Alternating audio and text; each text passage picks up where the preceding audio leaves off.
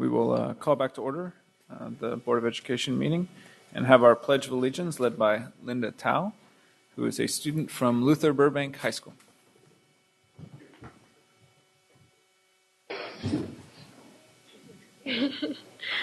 Hello? Okay. I pledge allegiance to the flag of the United States of America and to the republic for which it stands, one nation, under God, indivisible, with liberty and justice for all.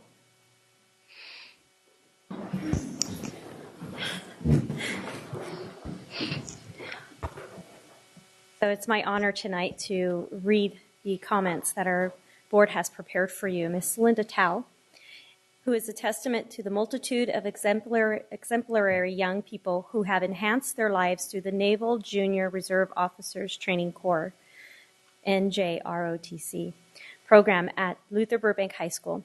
Linda is only a freshman and already advanced to cadet seaman apprentice through her unflagging commitment to scholasticism, knowledge of the Navy's 11 general orders, and the chain of command. She was selected for Student of the Month Recognition Award through the Burbank Small Learning Communities Visual and Performing Arts Program for her leadership and academic excellence. Linda recently attended a leadership conference called Leaders in Life and expressed nothing but enthusiasm and excitement to share tools and skills with her fellow peers. Additionally, aside from her busy extracurricular activities of swimming, reading, volunteering, and overcoming personal struggles, she still manages to earn straight A's and received a position of magna cum laude for honor roll during fall semester. Linda is passionate and a hard worker who always strives to be the best that she can be and takes pride in helping others.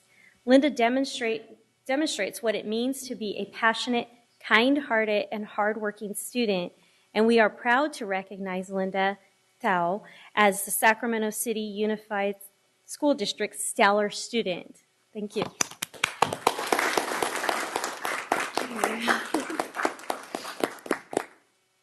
I have a little bit to say.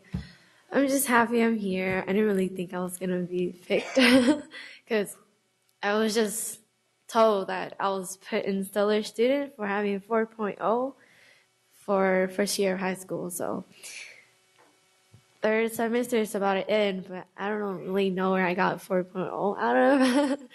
It just kind of came out of nowhere. So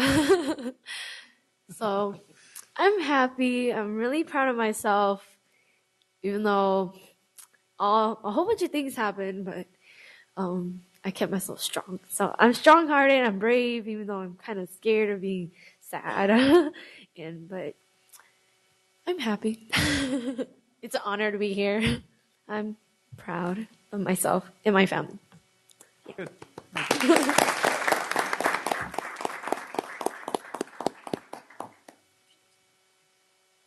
Oh, and forgot to say, I want to thank my family and my Shay and everybody else who came and to support me and everything. So it's good. Yeah.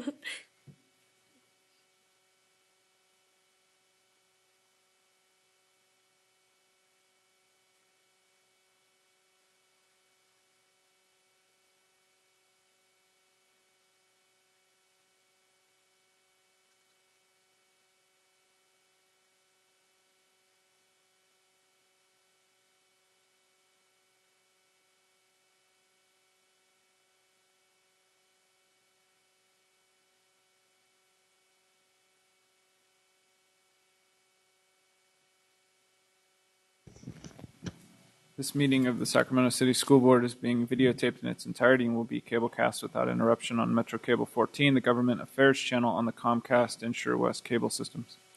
Today's meeting will be replayed Sunday, April 7th at 9 a.m. and Monday, April 8th at noon on Channel 14 and will be webcast at www.sacmetrocable.tv. A video copy is also available for checkout from any library branch. Members of the audience wishing to address the board should fill out a speaker identification form located in the back of the community room, and give it to the Chief Communications Officer here to my right, Mr. Gabe Ross, prior to the conclusion of the item's presentation. Please speak into the microphone when addressing the board and state your name for the record.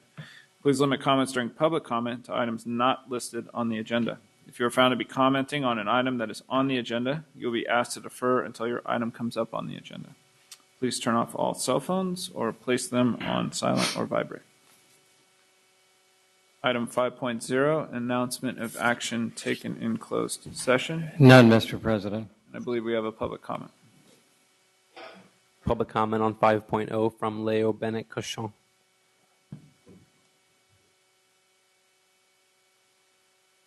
My name is Leo Bennett Cochon, and my comment is on 3.1a, significant exposure to litigation. I realize you're compliant with the Brown Act with the minimal description, but perhaps you could at some point give additional.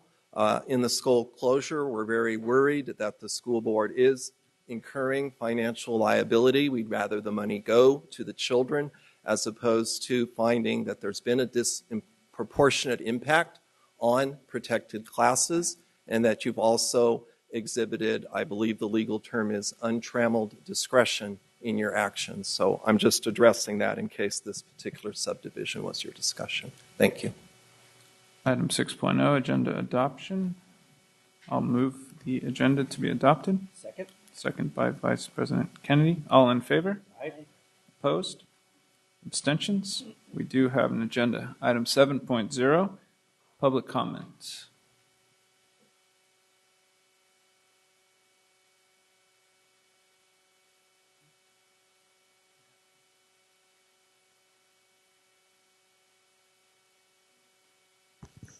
We have 9 comments on 7.0. The first 4 comments are from Leo Bennett Cochon, Kevin Carter, Vanessa Hernandez, and Yan Zhu.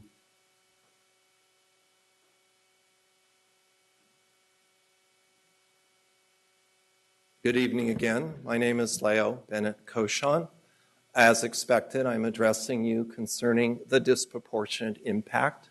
I don't know if it was intended in the process, but I do think as a teacher it's important when you do a process that you check for understanding.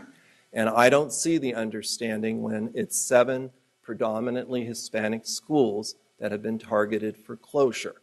This weekend is the March and Rally for Cesar Chavez. I would urge you to come there. One of the slogans is public education for all. And we will be advocating and leafleting that your closure vote does not represent public education for all. I would hope you would consider to take a page from the previous employer of our superintendent, where they stretched out the process and recently discovered through the longer process that one of their schools didn't warrant closing. I do think there are way too many questions, and we do need more time to bring this community together so that you don't lose the ADA that is traditionally projected in this process. I've been sending you emails. I regret to say that some members do respond, but those of you in the majority of 4 have not. And so I've been asking questions such as, why are we saying there's a budget deficit when we're increasing the supply budget in the interim report you just approved by $10 million? I think we need to have that explained to us, because to me, $10 million more in supplies is not a priority over what we're doing to our students.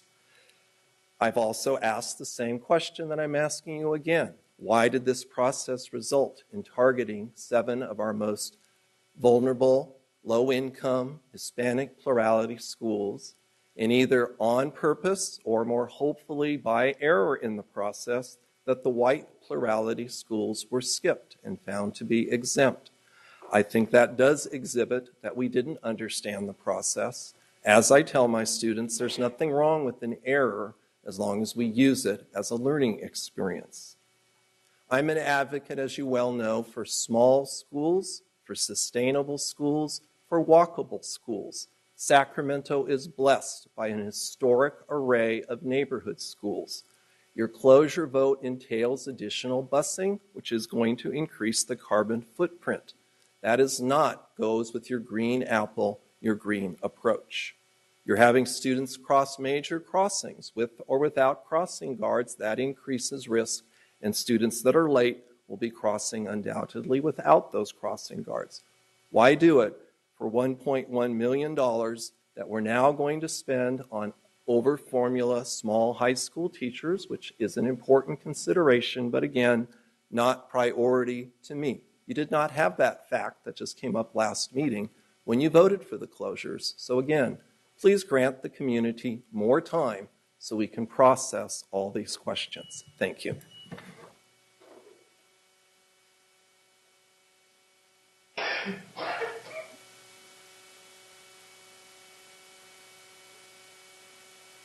Good afternoon, board members and superintendent of the schools, Raymond.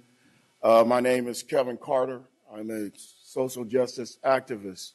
I'm also a founder and a writer of this time. The document that I laid out and presented here is a document that I gave you a couple of months ago during Black History Month. And the reason why I'm here today is because one of the names in this document, we are an acknowledgement of that day. The day that happened in Memphis, Tennessee at the Lorraine Hotel, April 4th. I'm here today to speak on behalf of that day, to just let us all know in that day, let us all remember as a man was assassinated, but we look to see that the things that hold in his character hold up today and to continue to sustain. And one of those things today that we must acknowledge is education and the formality of education. I just heard the gentleman speak on the formality of education and who's been left out and who's been put in. And this is the things that we find today to continue to be unjust in the society of these areas that we call blight and we call red line. But let us look inside and see that the same thing that Dr. King was trying to say when they were forming the right for education along with Thurgood Marshall, it's not the quantity of a person, of whatever color he is, it's the quality of what he knows. And that's the challenge that keeps up with the things that we're fighting against today, with the 1%, or with the haves and the have-nots. So let's not continue to take and put the things that hold to the urgency of now in the back of the line. That's why I believe that God has given me a voice today to speak upon these things to where those that are less fortunate can't speak on. Not to say anything bad of the work that you're doing here today. I want to work with you in a valid way. But in that way, we must come to the things that hold in history. Because if we don't realize the things that hold in history today, especially with the death of Dr. King and the things that he stood for, then we merely miss the points of the work that we are really here to do. Thank you. God bless you. And God bless the work that we really need to continue to do. And that's work with one another. Thank you. Thank you.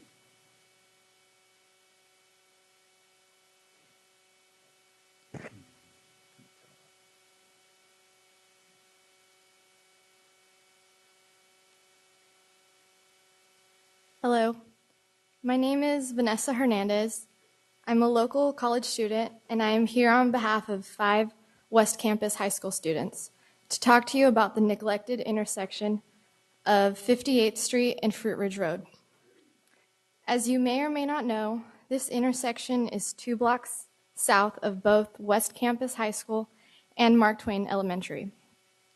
It is used as a crosswalk by students traveling to and from school. It spans 4 lanes of traffic coming in both directions and traveling at a speed of about 40 to 50 miles an hour, with the only safety net for pedestrians being white dashed lines painted on the ground. Over a year ago, a young girl by the name of Michelle lost her life at this intersection as she walked to the bus, and there has yet to be any changes made to secure the safety of students using this crosswalk.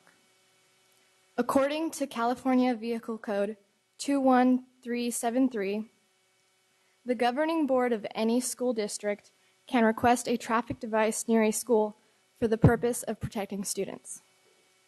The city will do a survey, and if the city will do a survey of the area, and if it is determined that such protection is indeed warranted, it shall be installed by the city.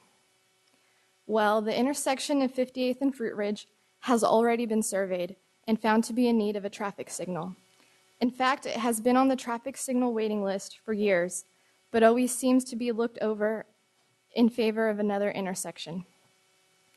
I am here to ask the school board to please put pressure on the city to install a traffic light at 58th and Fruit Ridge. I've heard from numerous kids who use this crosswalk, and they are scared every time they cross it. Please ask the city about this vehicle code.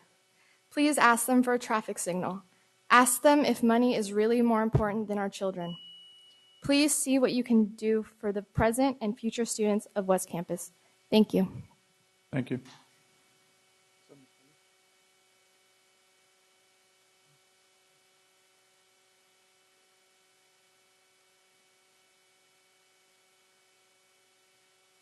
Hello, Superintendent Raymond and Mr. Wood, who represent my district and the rest of the board.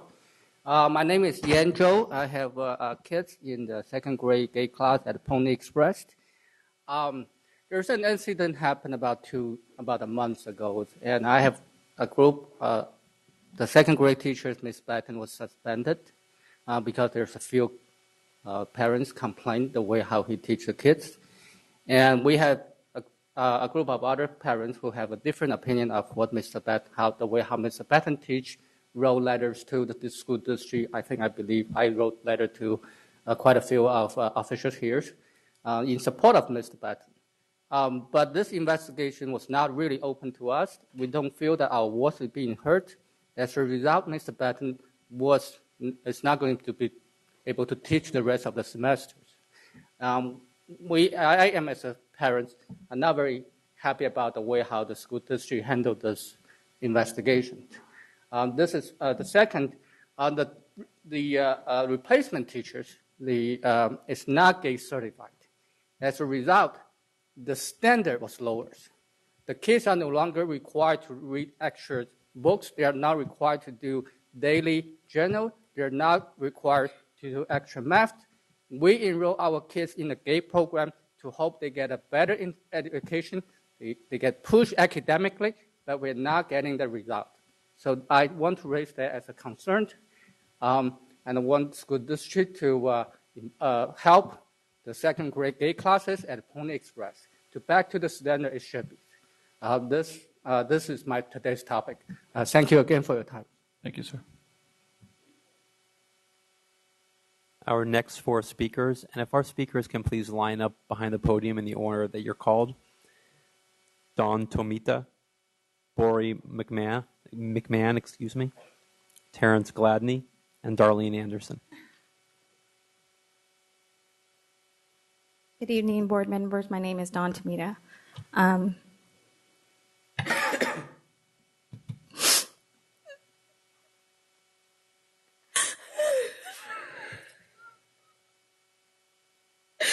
Sorry.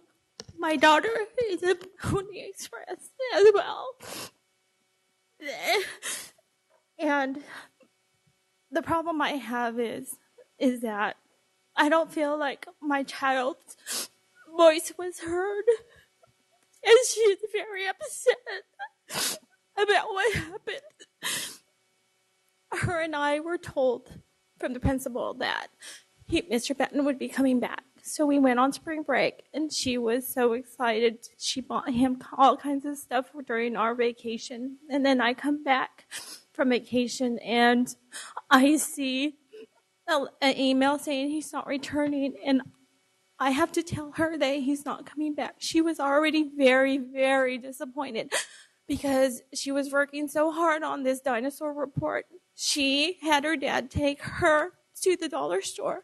She bought everything, all the dinosaurs, all the rocks, everything, put together this beautiful diagram, and was so excited. And she knew Mr. Batten would be so proud of her for doing this. She was excited. And when it was time to do her dinosaur report, it was in front of the sub, and it just devalued everything she did.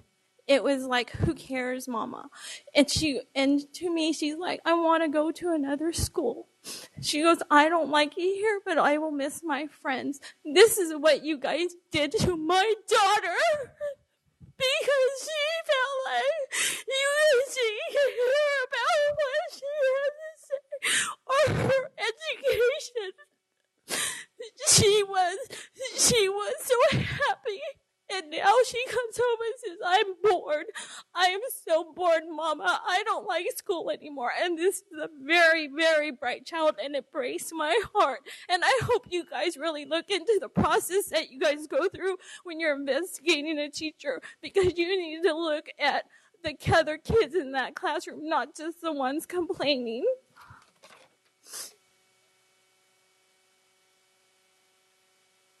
Hi, my name is Bori Bigman. I too have a daughter in second grade gate class at Pony Express under Mr. Batten originally. We were really blessed to have been identified as gate as a first in the first grade, and we were at Camellia Basic originally, and we were promised, that you don't have to do open enrollment. We have a strong academic program here, and please continue to stay with us at Camellia. The weekend before school began this past fall, we went to the window to look at the classroom assignments and discovered that our child was placed in a second grade split class.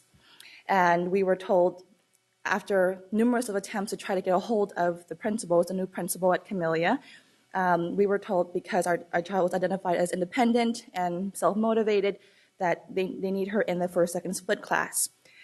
My husband and I went and spoke with the principal, asked him, plead him, please at least put her amongst her peers, because I'm an advocate for education, and I grew up in the Sacramento School District, and it was not in the best interest of our daughter to be put in a second grade split class. So we were very thankful that Stephanie, the gate coordinator, helped us get into Pony Express. The first couple of months, we were thrilled. Our daughter was coming home doing reports, reading Harry Potter out of all books. She's on her 5th book now. And they're doing PowerPoint presentations about dinosaurs, rabbits, country reports. We had no idea as parents, about at least 15 parents that I know of, had no idea that there was an investigation that was going on until Mr. Batten was placed on leave. When we found out, we had a meeting with Lisa Allen, and we tried to express our support in Mr. Batten, how he brings out and how he challenges our children. Apparently, there were a few parents who were disappointed and felt that he was too hard on them. So after your investigation, Mr. Batten's not coming back. That's why some parents are really upset, and my daughter was crying also. Very difficult, to tell your child. He brought keyboards to teaching them how to play the keyboard, teaching them, all kinds of fantastic, what I thought what a gate teacher would teach to embrace and push our child and help them be at their potential. Now we have a substitute teacher. They told us a month ago that they will meet with the 3rd grade teacher to make sure that they'll be prepared for 3rd grade gate. They haven't done that. If you look at the website, the work has cut back tremendously, even more so than the standard 2nd grade class in the same school, because they don't want to offend and push some of the children who are challenged. So we don't have a choice. We have nowhere else to go. And so we're hoping that you look into this and support the GATE curriculum at Pony Express. Thank you.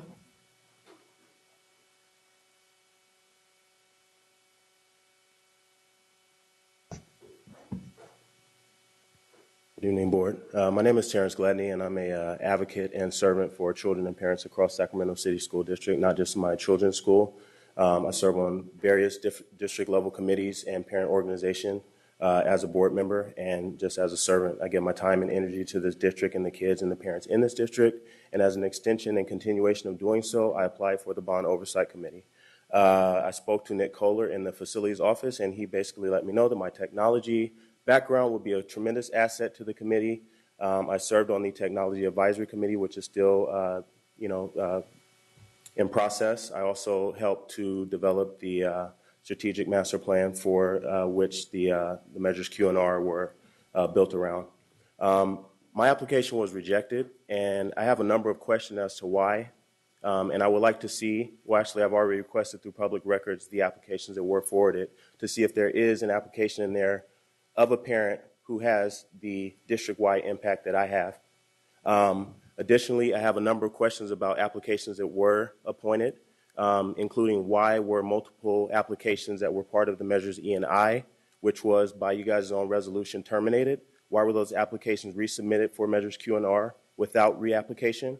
There's dates on there that were dated before Measures Q and R were even sent to voters. Therefore, those should be disqualified, and those applicants should have to reapply.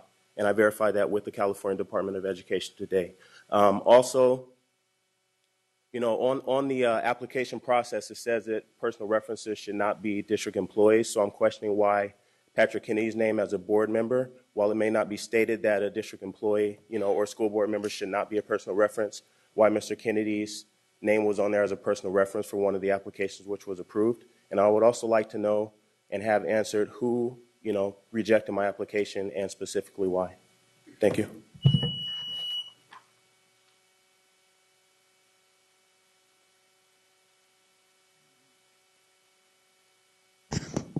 Darlene Anderson. I too am a longtime advocate, and I have a concern that board members tend to do criminal activity, but it would only be criminal activity when you as a citizen are being impacted. I asked this board why they have established a zero tolerance policy in the district, and how is it that you take special needs kids under RSP, and at the time when parents sign the annual parents' rights notification, it is written in there that a behavior placement through the SARB will be Success Academy. The federal government has a process in which a district should establish a district-wide behavior plan. Yet and still, this district has not established that. Or is it because this district has partnered with an outside agency to help provide some behavior intervention in which they deem necessary to turn behavior? Quite frankly, the law requires much more. The law requires the students stay in place to learn how to communicate in the city or the school that they live in. You know, they shouldn't have to go to an isolated placement. Yet and still, this is really affecting minority students, especially African American and Latino. I consider it a denial of a faith, is what I consider it. But this is what happens when people don't understand that they are here not to fill the glass up or just to document the glass is half empty, but yet and still to understand that they should partner with community partners to ensure that they are providing a benefit and just not documenting dysfunctional behavior. I see this district as every single step of identifying people who are dysfunctional, who cannot maintain, who are basically not entitled to a public education simply because you only have to identify and document the F. And there are many children who fail in this district. Thank you. Our final two comments on 7.0 are from Maria Rodriguez and Grace Trujillo.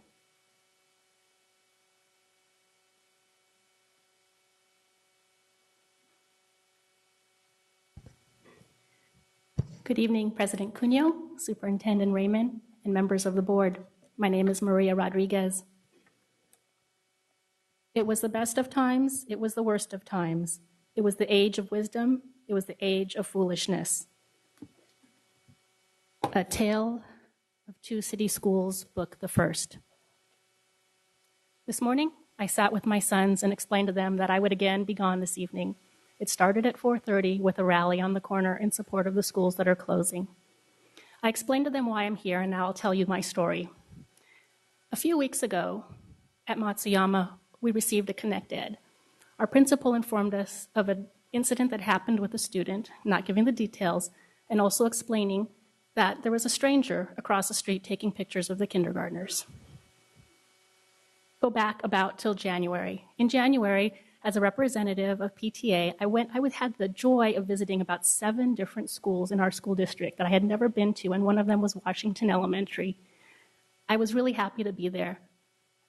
Going into the school across the street, I saw someone lying on the ground, and I'm pretty sure he was probably doing drugs, though I can't tell you for sure, and I probably should have reported it, but I didn't at the time, and I regret that. back up to a couple of weeks ago. A half an hour after getting that connected from our principal at Matsuyama, we had a follow-up connected.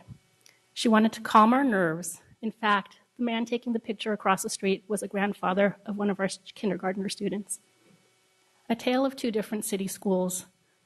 At Washington, it almost might be normal to expect to see some of these things across the street from their school. I'm not making any comment on the schools themselves. Both, I'm sure, have wonderful administrators and teachers and families who live in that community. But it was on that day at Washington that I decided I was going to care about this school and the community that it's in. So that's why I'm here. That's what I explained to my kids. I think there were other things I was going to say. I've forgotten them, but I'll be back in a little bit.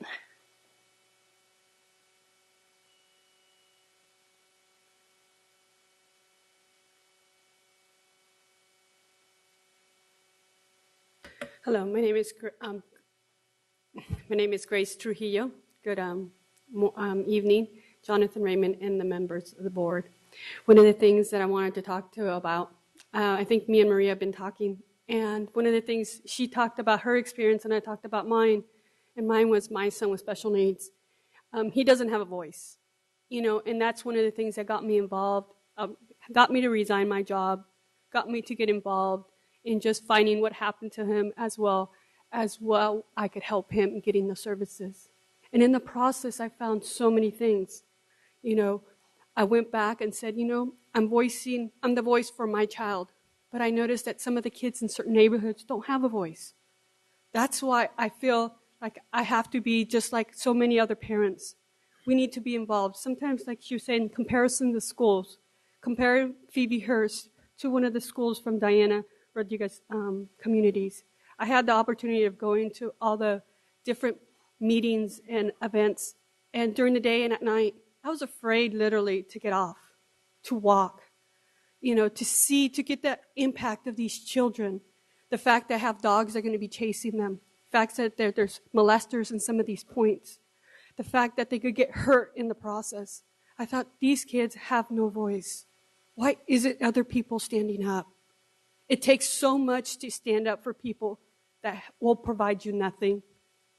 But it's a lot easier to stand up for people that do have money and support you. I think that's one of the biggest things that made this country so great, is the fact that people got united. We all worked together, and that's why it made it such a great country. And now it's falling apart because people are following the money, and we should be following the children. Thank you.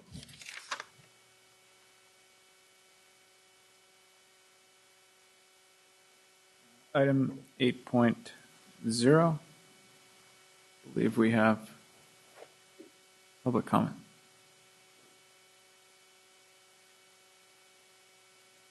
We have public comment on 8.1C, D, H, and I.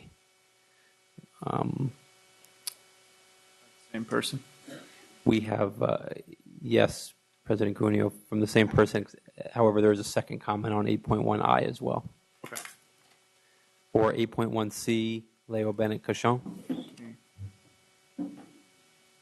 Mr. Cochon, you can just stay up there and I'll roll through them. Should I just continue my comments and go straight through?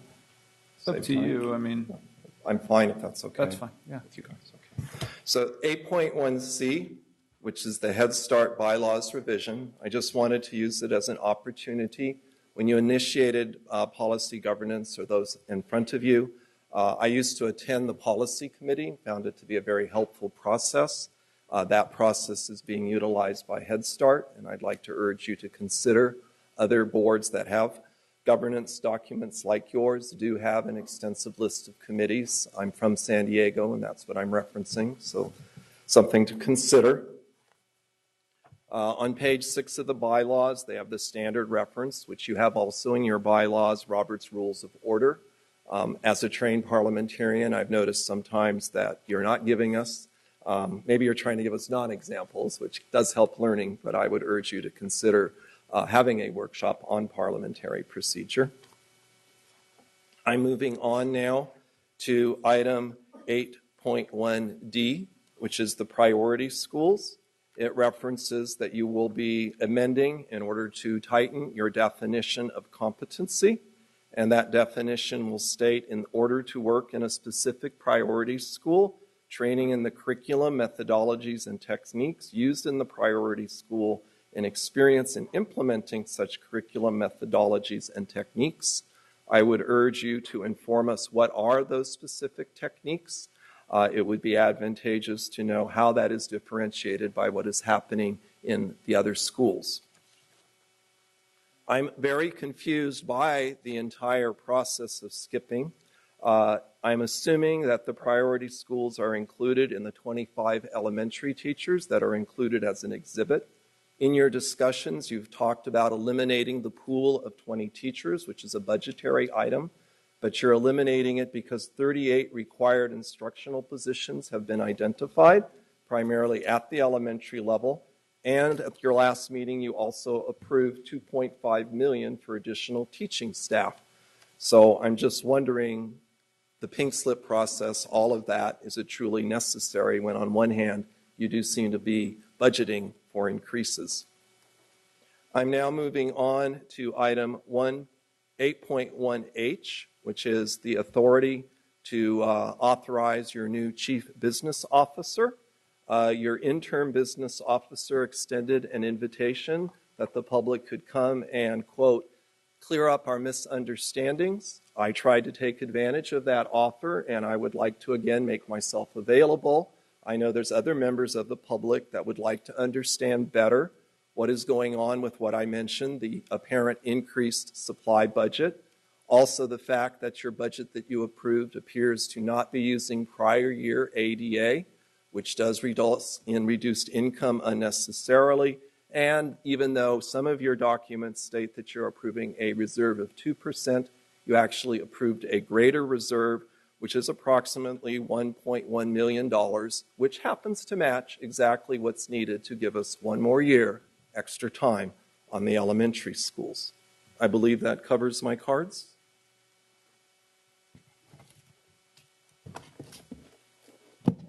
One more. Oh, yes, 8.LI. This is my same challenge to you, Mr. President. When you appoint somebody to a committee, I think it would be advantageous for you to share with the public why a particular individual is appropriate. I'm sure Mr. Hansen is very qualified, but I do know there's other board members that are equally, if not more qualified in terms of their professional background. And since we are in reality dealing with the 4-3 board, I think it's very important that the appointments not track in one direction, or we may misunderstand it out in the public. Thank you. Our second comment on 8.1I is from Terrence Gladney.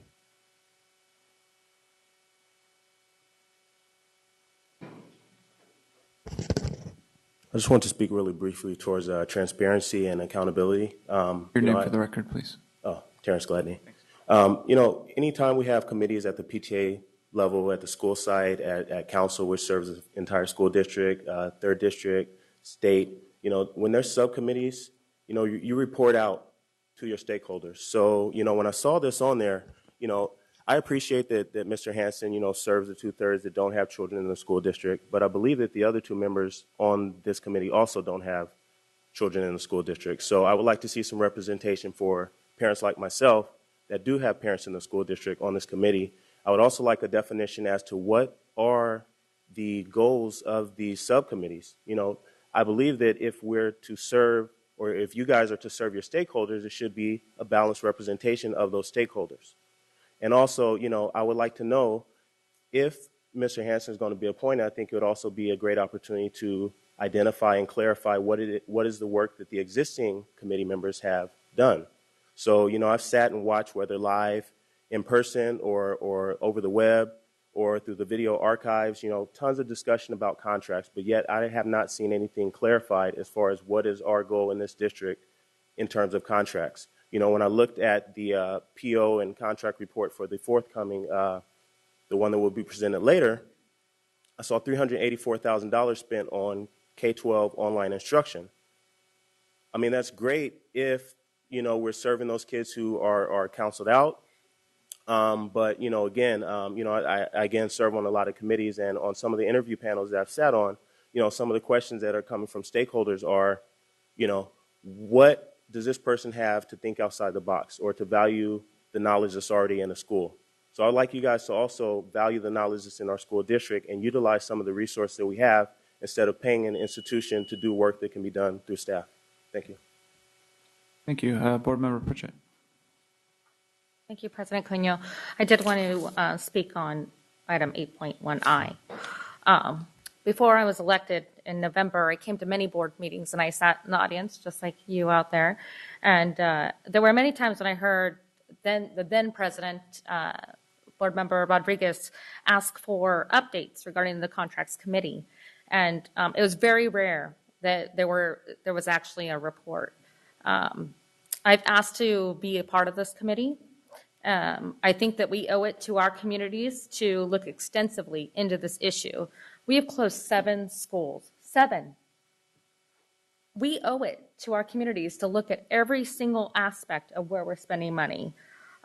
This committee should have been working their tails off to ensure that we've done everything possible. Though I support Member Hansen in his endeavor, I would appreciate further review into creating a contracts committee that works well together and does an extensive job to make sure that the district is on the right pathway. Thank you. Vice President Wu. So to give you an update then on what the current contracts committee has done is that Member Cuneo and I have met. We've reviewed the list of contracts that the superintendent has provided us that he's going to move forward on. We've asked them to justify a number of contracts. And as part of that discussion, we came up with also the request that we to identify all the initiatives that he has proposed before us and to let us, as the public and the board, to know what successes we have, what disappointments we have, in other words, to give us a report back on the bang for the buck that we're getting for each of these contracts. So, and I can add to the intent that we have is to bring forth that discussion in conjunction with the budgetary discussion that we're going to be having in the next few months. So in the sense that the requests that are made, we hope will be presented to us by the district and will be ready for board review and input as we're making budgetary decisions, so that the contracts that this district has, both restricted and unrestricted, will be part of the review and accountability that we have up here, and will be, in the end, some of the decisions that we make in regard to the budget. Board Member Rodriguez.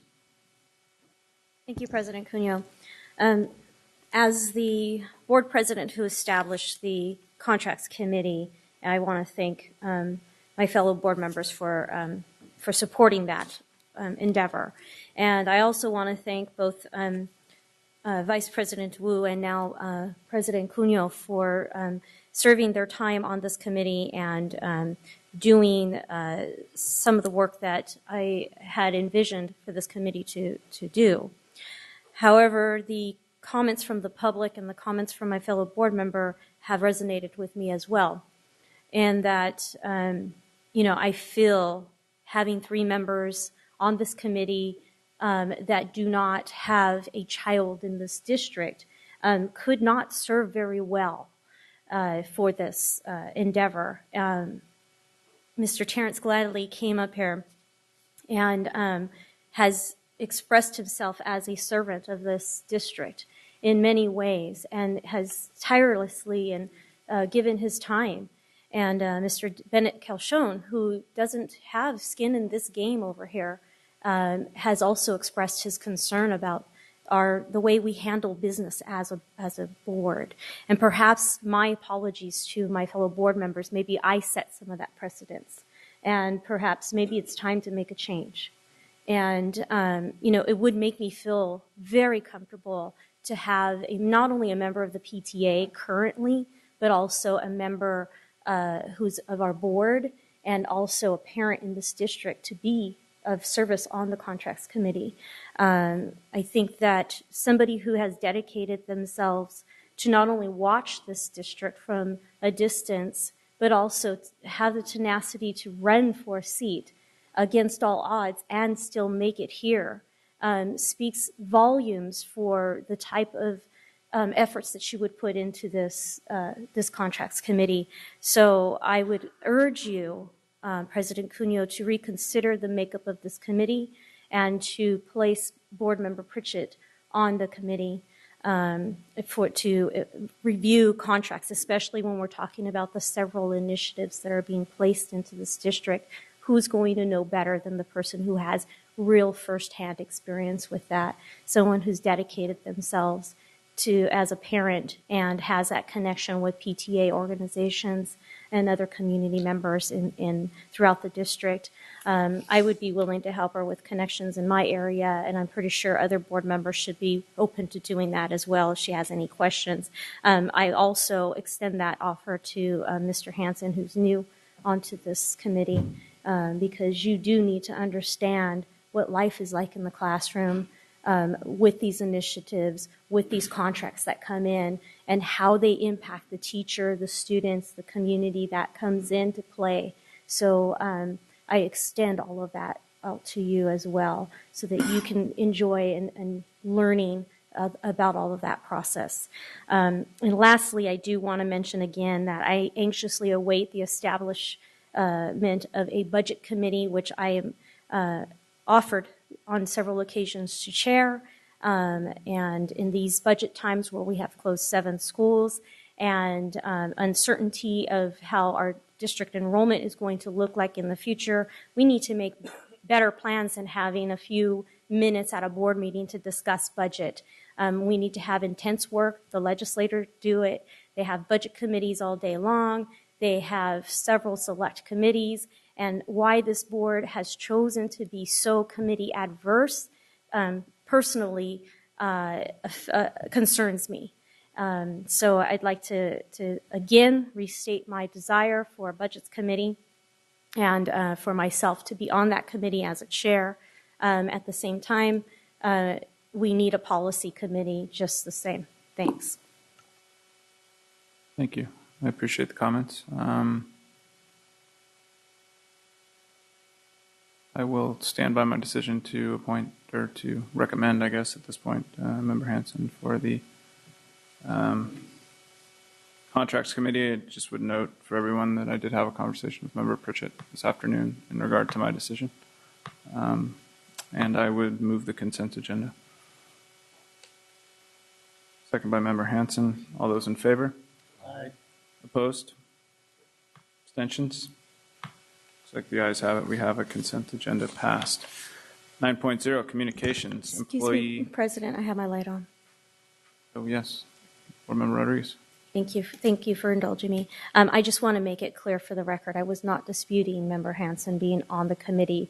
I asked you to reconsider the makeup of the committee and to include Member Pritchett, but I never suggested to take off Member Hansen. Okay, I appreciate that. Item 9.0, communications. 9.1, employee organization reports, CSA. SCTA.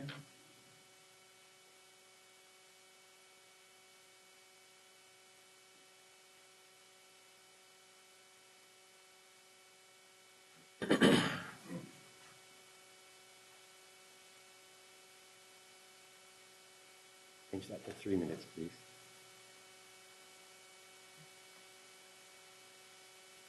Oh, yes. Thank you. Yeah, I may need more, so I'll try to get you. Oh, by the way, I'll hold this up for you so you can see it. But you are getting a copy, but unfortunately, I didn't realize when it printed out it's very small. So if you brought a magnifying glass, it might work. Otherwise, it's because as you can see, it's rather large. And this is big enough to read.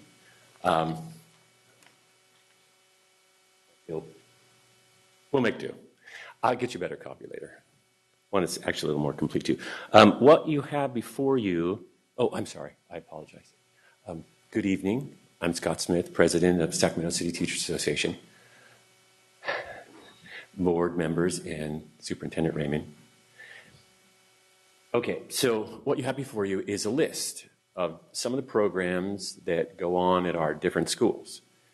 And so I started doing a little research because I don't know if you recall, but back in late September, I told a little story about a gentleman who loaded up his cart until finally the cart broke.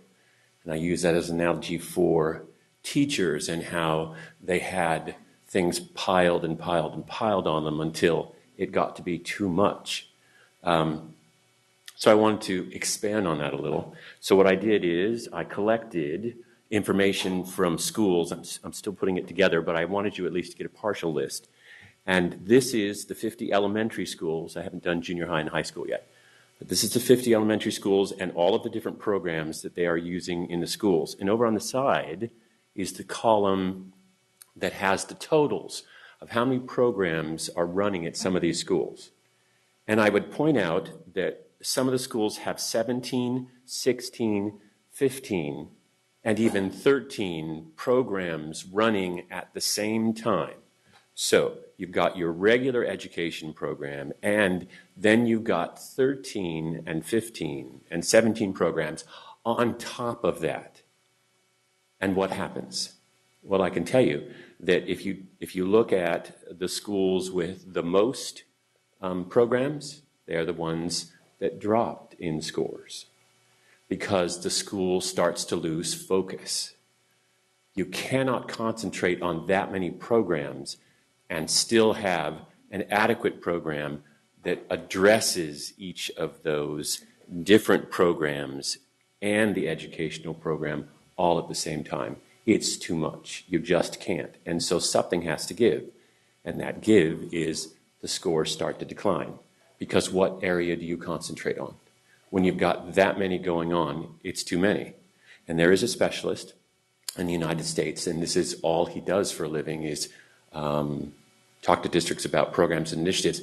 He says that a district cannot do more than six programs adequately and effectively.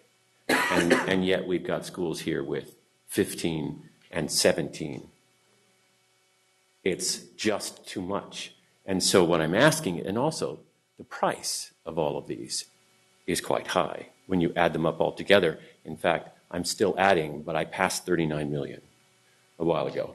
So if you get rid of some of these, not only would you concentrate on the few that could improve the program, but you would also save money in the long run.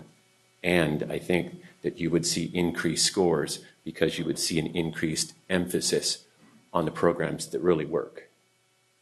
Just a suggestion. Thank you.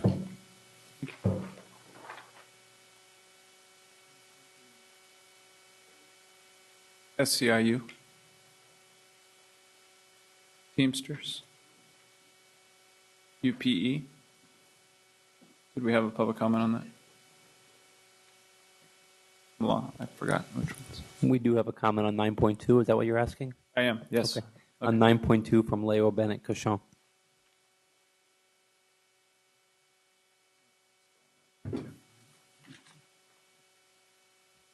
My name is Leo Bennett Cochon.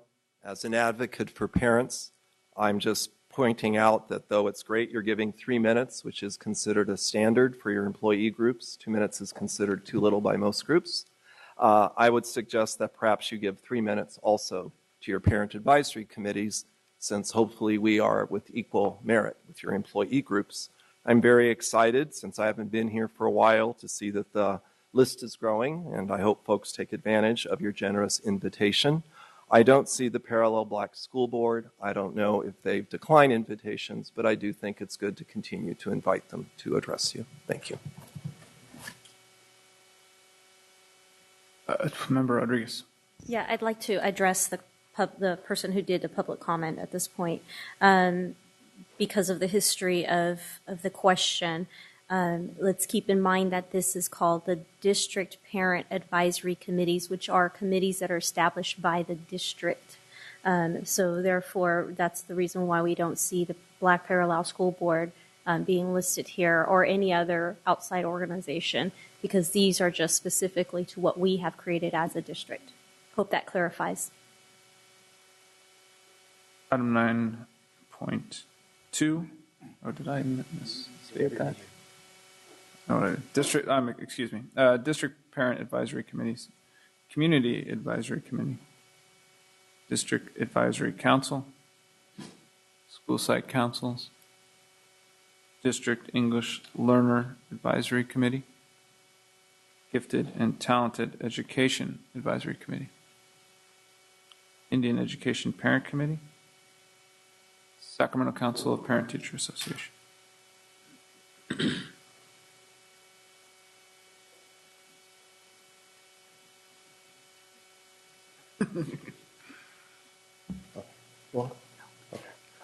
Good evening again. I'm Terrence Gladney. I currently serve as Vice President of Leadership for Sacramento Council PTAs.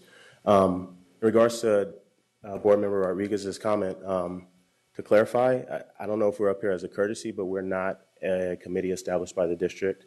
We are a standalone nonprofit organization, and we work independently of the district at times, but obviously optimally, we do our work best when we do work with the school district. So if we are up here as a courtesy, thank you. But maybe that can be clarified. Last night we held our elections for the 2013-2014 school year, and I stand here also as President-elect of Sacramento Council PTAs for 2013-2014. Maria Rodriguez is Treasurer-elect. She's currently serving as Treasurer as well. First Vice President will be Ann Hawley, who's a parent at Crocker Riverside. Linda Asensio, who's a parent at Woodbine Elementary, is our second Vice President. Our third Vice President is Curry Mayer, a parent at Kennedy High School. Our Secretary is Olivia Covarrubios, who is a parent at Rosa Parks. And our Financial Secretary is Mary Kwong, who's a parent at Matsuyama.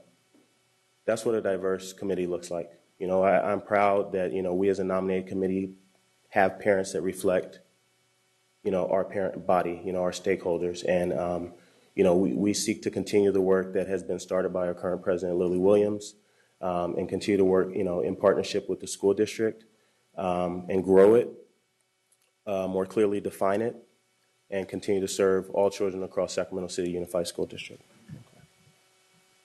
And I'm not sure if, I think Terrence would agree with me, but I'm just aware that people aren't up here speaking on these parent advisory committees. And I know Terrence and I have made a conscious decision that it's really not worth our time to come up here and speak on behalf of PTA. I'm glad that we're here to do it tonight.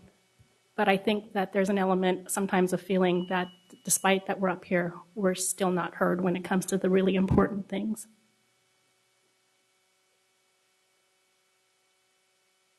Sorry, Mr. Ross, did we have any public comment on 9.2? Okay. 9.3, Superintendent's Report. Oh, I'm sorry. Member Pritchett. Thank you. I'm on this board, and I also am a president of Rosemont High School PTSA under the advisory of the SAC Council of PTAs. And I just want to tell your group how much I appreciate your hard work and dedication. I know how much work it is at the school site levels, and having your support is it's just admirable of the work that you do. And I just wanted to congratulate you on your elections. Thank you. Now to 9.3, Superintendent's Report. Superintendent Raymond. Thank you, President Cuneo. As we sit here this evening, President Obama is in California. He's here on behalf of the work that he is promoting and pushing in Washington. And one of the most significant things that he is actually pushing is to try to get more early learning, to push a universal preschool program for our earliest learners. And earlier this week at Harkness Elementary, I was joined by Assembly Member Bonilla and our County Supervisor Phil Cerner, as well as City Council Member Kevin McCarty, in an effort to applaud as well as to push and to pledge Californians for President Obama's Early Learning Initiative. And we were really proud to be at Harkness Elementary because I think the most innovative and far-reaching piece of education legislation that this state has done in the last decade occurred in 2010 with the Kindergarten Readiness Act. And I'm really proud of the Assembly and the Senate for, despite our current governor's efforts to try to eliminate that program, they stood firm and kept it, which would enable our youngest learners in California to get a gift of time. And what do we mean by the gift of time and the gift of a year? But to have an extra year to be prepared to learn and to enter kindergarten ready to learn. In our district alone, we have 5 transitional kindergartens. We call them early kinder here. And we were here at Harkness Elementary to celebrate the great success that we have seen by enabling our youngest children to have that gift of a year. And we have seen in our 5 sites across the district, even though we are ahead, with generous support from the Packard Foundation, I would want to thank them. We've been able to study and to learn that it's not simply an extra year of kindergarten, but it truly is that year between perhaps preschool and kindergarten. It's a very unique time for our youngest learners. And so we've been at the forefront of this effort. We're poised, as we think, to be able to expand this program because of the results we're seeing. Children prepared for kindergarten, understanding, and ready to learn on day one. It has also been a great way for us to get our parents involved at the various earliest levels. I'm also pleased to talk and to give a shout out to our parent participation preschool programs.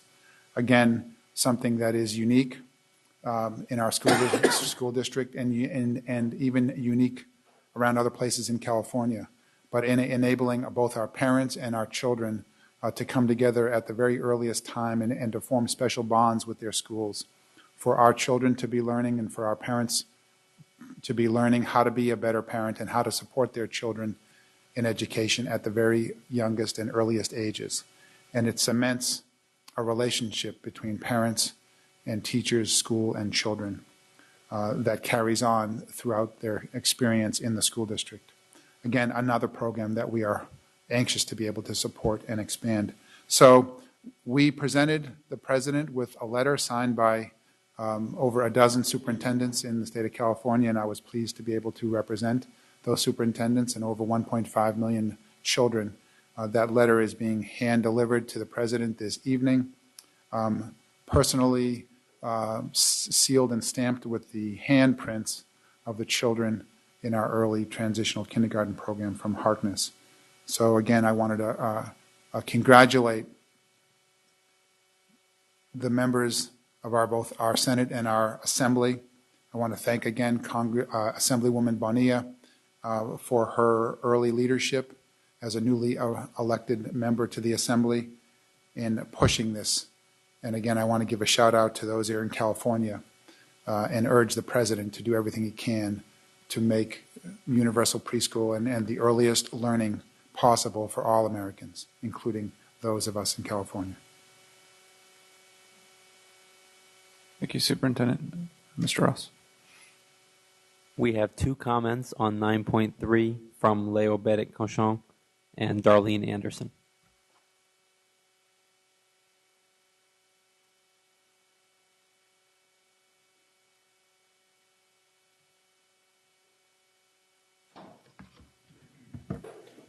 I emailed you all a brief survey that I'm conducting and told you I would give you an update, so that is being provided. I've had the honor to serve on 2 superintendent community input selection committees, and I liked some of the language, which was, let's focus on strengths and strengths to be. So Jonathan, I hope you're able to take some of the weak areas that are being identified to heart as areas of strengths to be. I think it's very great that the PTA is so involved in this district. It's very commendable.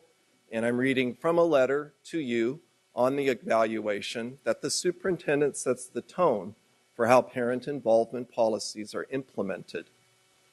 Unfortunately, the experience, according to the PTA, is that parents are allowed to speak, but it's not the same as listening to parents, and that the community is usually involved at the last minute or after the fact, and the decisions have already been made by the district. At least that is the perception.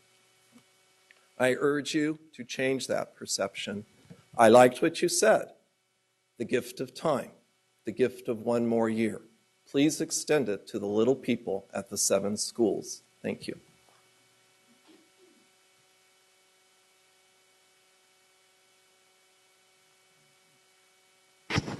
Darlene Anderson.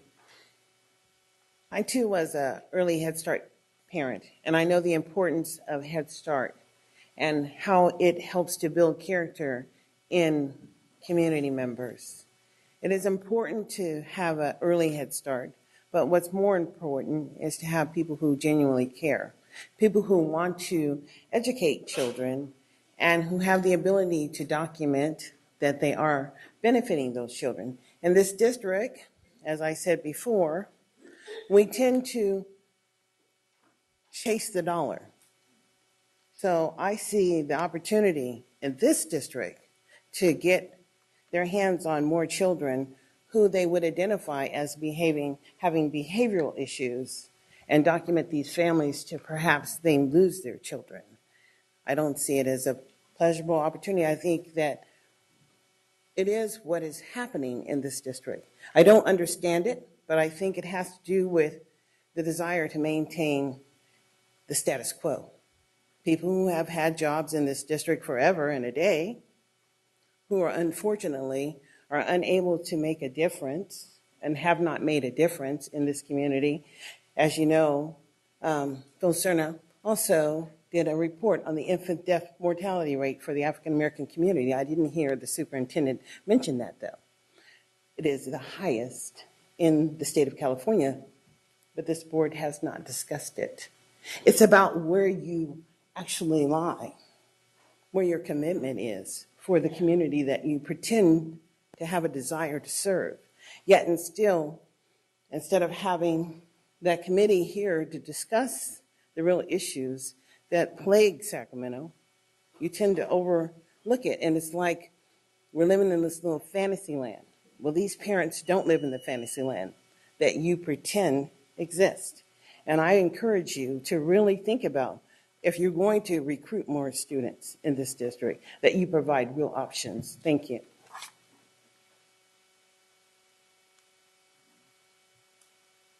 Item 9.4, President's Report.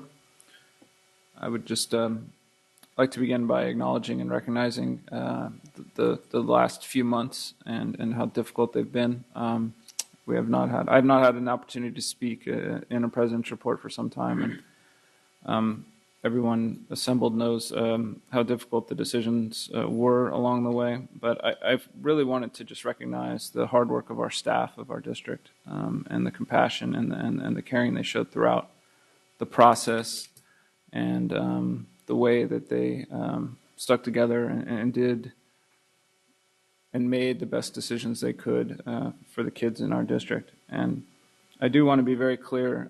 We have made a decision to close schools, and there's only one issue left, and it's about the orderly and compassionate transfer of those kids to their receiving schools. It will not be an issue that would be revisited. It will not be an issue that will be debated again in the near future.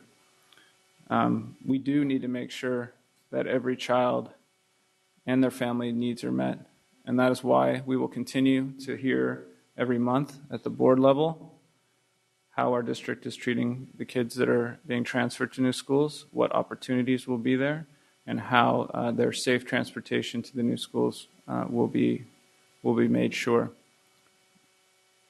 I hope over the next 6 months we can focus on the academic achievements of our children, that we can start to begin a discussion about what I find to be the most important issue here, is that how are our kids doing in the classroom? What I would like to keep in mind, and what I always do keep in mind, is what is our goal? What is our district's goal? And our district's goal should be for every child ready for college by the time they graduate from our district. College readiness is the key. It is the only thing we should be concerned about when we deal with the kids in our classroom. I hope to turn to that work over the next 6 months, talking about student outcomes, talking about academic achievement, in essence, in one of, well, two ways, two important ways. One, which we have started the process of doing, one, which I hope we can begin the discussion. The first is in regard to the budget. I've been an advocate for some time to talk about how we spend our dollars in terms of what our student outcomes are. I have seen, and it's no fault of anyone, but what I have seen in the past is a budget discussion divorced of academic realities. So if we are concerned and if our lodestar is to ensure that every child is ready for college, we must make sure that the things that we're doing as a board, the budgetary decisions that we're making as a board, are done with that in mind, and only that in mind. And so I am happy to hear from staff, and I'm happy to hear from the superintendent that there has been a transition, a conceptual transition to how are our monies being spent in terms of student outcomes, how are our monies being spent in terms of ensuring that kids are ready for college when they exit our school district. The second important issue, although it is not probably as popular, is and something that we're not doing, and I hope we start the discussion, is we need to start the discussion about an accountability framework. That is, we need to start the discussion about how we measure outcomes and how we measure our schools. We need to bring forth the best ideas we can. We need to start to discuss what metrics make sense, and we need to start to discuss what metrics make sense not only at the elementary school level, but also the middle school and the high school level, all with the goal in mind that every kid who graduates from our district K through 12 is ready for college when they exit. We need to ensure that this framework process begins apace and anew, because in essence, it's difficult to tell where you're at or where you're going if you don't know where you're at. And it's difficult to continuously improve and to instill a culture that is one of continuous improvement if you don't know how students are doing in the classroom from year to year and how schools are performing from year to year. So it's one of my goals over the next 6 months is to begin that accountability framework discussion at the board level in the district and start to see some of that come to fruition. Do we have a public comment? We have 3 public comments on 9.4 from Leo Bennett Cochon, Darlene Anderson, and Maria Rodriguez. Hi, my name is Leo Bennett Cochon, and the packet of materials that was passed out, it's the 3 operational expectancies that I think are critical, and they are operational for the board president. Number 1 is the democratic engagement of stakeholders. We are the owners of this district, sir. I am appalled that you will state that there will be no revisiting and no debate.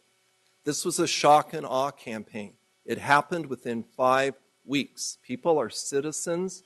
They're petitioning you as citizens to consider this.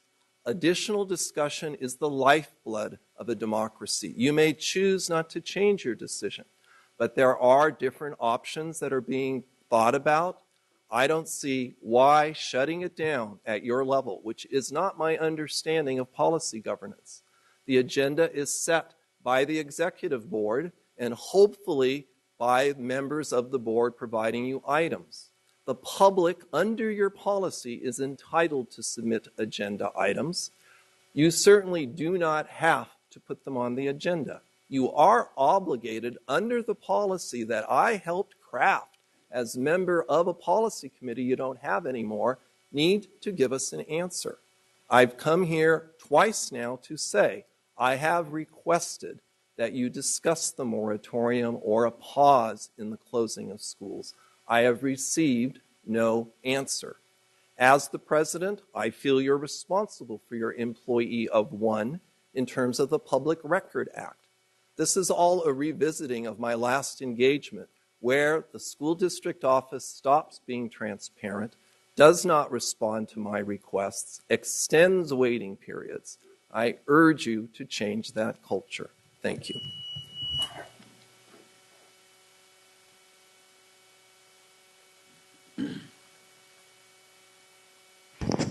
Darlene Anderson, as a parent in a public school system, my expectation is that when I send my child to school, that he will get an education.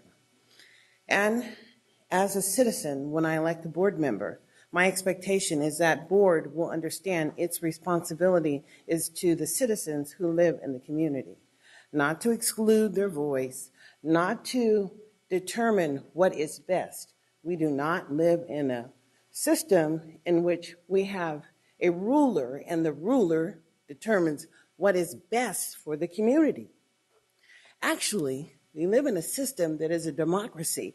For whatever reason, in Sacramento, we have a lack of educated community members to hold public officials accountable. Actually, the public school system is a service provided to the community members in which their tax dollars provide them a benefit. How unfortunate that people live in an area where they could walk to school but quite can't get there simply because someone determined that they were better used somewhere else. Each and every time I come up here, because I ran for school board and I understand the plight of someone who lives in poverty, what it feels like to not have a basic education. And I see it on the streets every day. Yet and still in this district, we were still paying bonuses. Wow, think about that. Bonuses? Probably still are paying stepping columns. Stepping columns, why? Simply because, oh, it's an entitlement. But this same entitlement concept existed when slavery was going on. Some 150 years ago, you got what you got. And quite frankly, we're moving to a system of not sustainable outcomes, quite frankly, because the public system is the entitlement. You look and view at your citizens as your entitlement to do with what you would like to do with. And quite frankly, you're not benefiting the children when you have such a high dropout rate. And it is a shameful condition that most children are forced to live in, because you expect them to be happy about going to school, yet and still that's where they fail and where they fear the most about going. Thank you.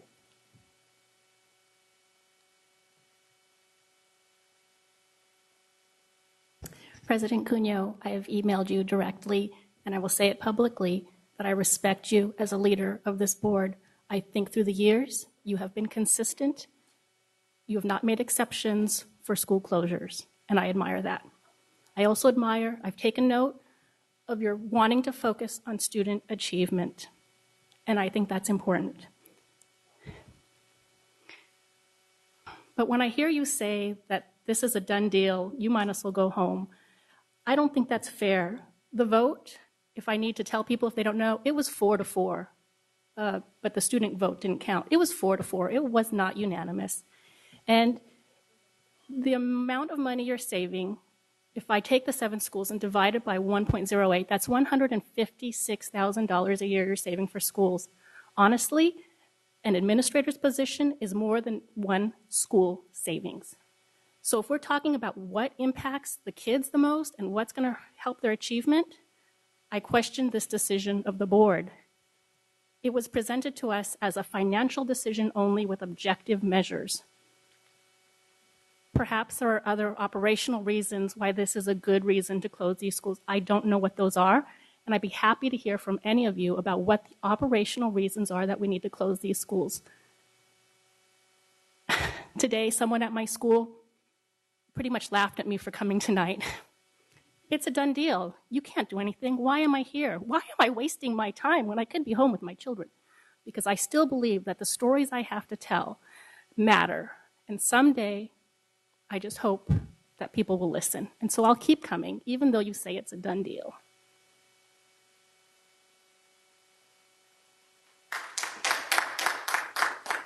We have item 9.5. I understand that Member Hanson, you have a statement to be read on behalf of Student Board Member Yi. Yes, I do.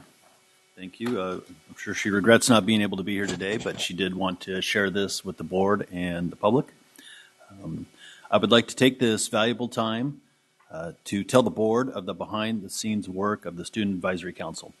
As we have throughout the school year, the SAC has continually worked on 3 initiatives, 2 including student health and 1 including student rights. The Student Health Committee was founded as a branch of the Student Health and Wellness Initiative adopted by the members of the Student Advisory Council.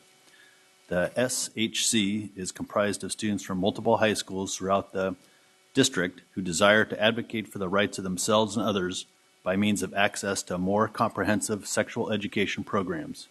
We recognize that as students in California, we have the rights to access birth control, testing, and treatment for STDs, pregnancy testing, prenatal care, abortion services, and HIV/AIDS testing.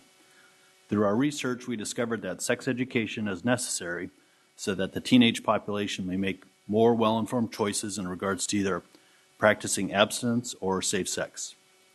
As stated in the California Education Code, the California Comprehensive Sexual Health and HIV/AIDS Prevention Education Act serves one of 2 primary purposes: to provide a pupil with the knowledge and skills necessary to protect his or her sexual and reproductive health from unintended pregnancy and STDs. Comprehensive sexual health education means education regarding human development and sexuality, including education on pregnancy, family planning, and sexually transmitted diseases. However, a description or illustration of human reproductive organs that may appear in a textbook adopted pursuant to law on physiology, biology, zoology, general science, personal hygiene, or health does not qualify as comprehensive sexual health instruction. We also recognize that the statutes and regulations implementing the program include consent and confidentiality rules designed to reduce barriers that limit adolescents' access to care and to protect the privacy of those who choose to receive services. As students, we found that within our own classrooms, some students do not receive much of a comprehensive sexual health program, merely a lesson that extends to only a few days out of the school year. However, many students have received no sexual health education at all throughout 7th through 12th grade.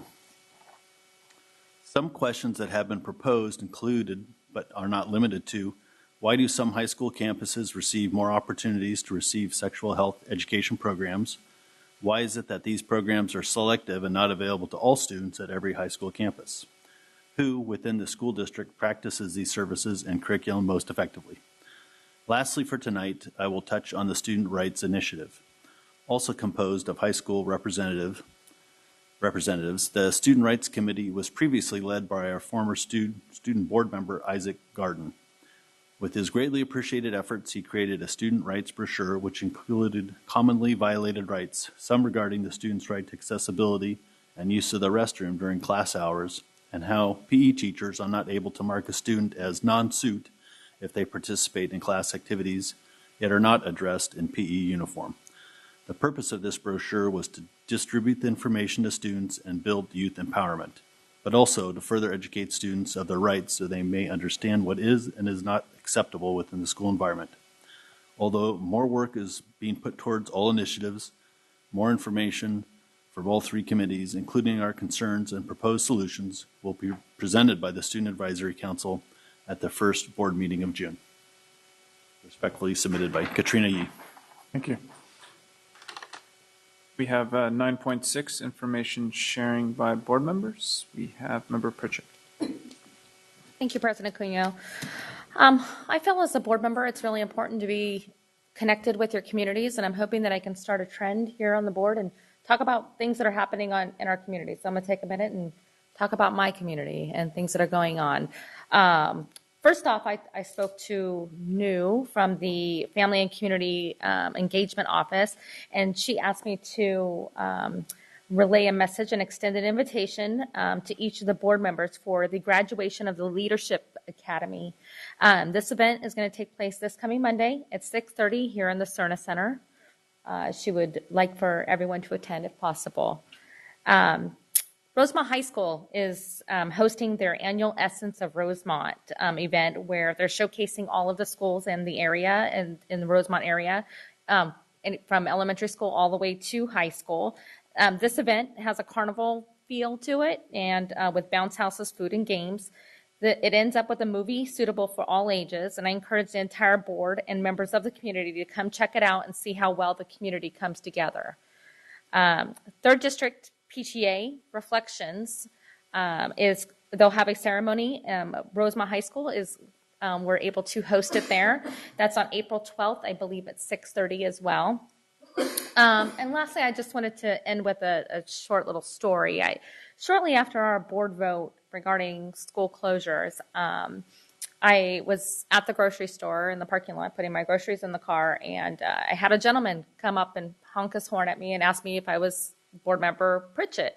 And I went to go talk to him at his car, and he explained to me how we had a long conversation about the board vote and the school closures, and I was very touched by his conversation. And later that night, I checked my email, and he had sent me an email and explained to me that he was a single dad at James Marshall, and that my community involvement really inspired him.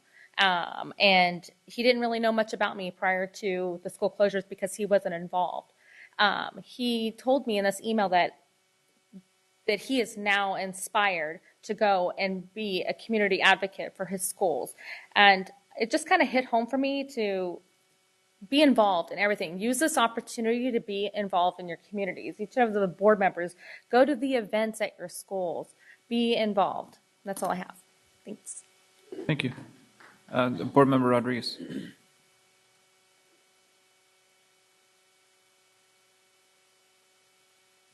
It's hard to operate the clock and talk at the same time. So thank you, President Cunha.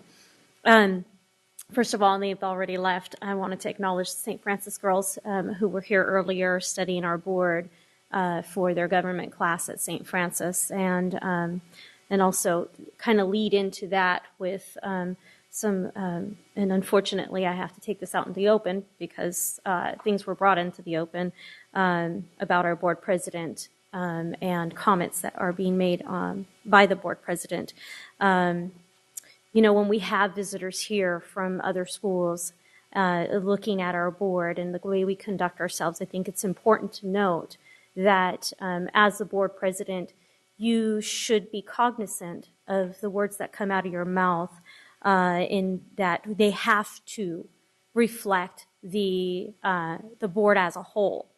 And despite the fact that there was a majority vote on the school closures, there are still 3 members of this board who are voting members who did not agree with that decision, and there are still people in the communities who are still feeling the impact of that decision. And for a board president to say that we will not, without any other doubt in his mind, we will not revisit school closures really is painful to hear, because we are in coherent governance structure, which means the people dictate to us what their needs and what their desires are. And in fact, we haven't been listening to them very well. We haven't been conducting ourselves in the manner in which coherent governance was established. And so let me remind you, President Cunha, that it takes 4 votes to make anything happen on this board. So to say without a certainty of the doubt that something will not be revisited could render into your words having to be taken back at any point. So not just on this issue, but on any other issue. So I hope that those kind words of advice, and maybe what may seem a little forward and are going to resonate with you for your next board report.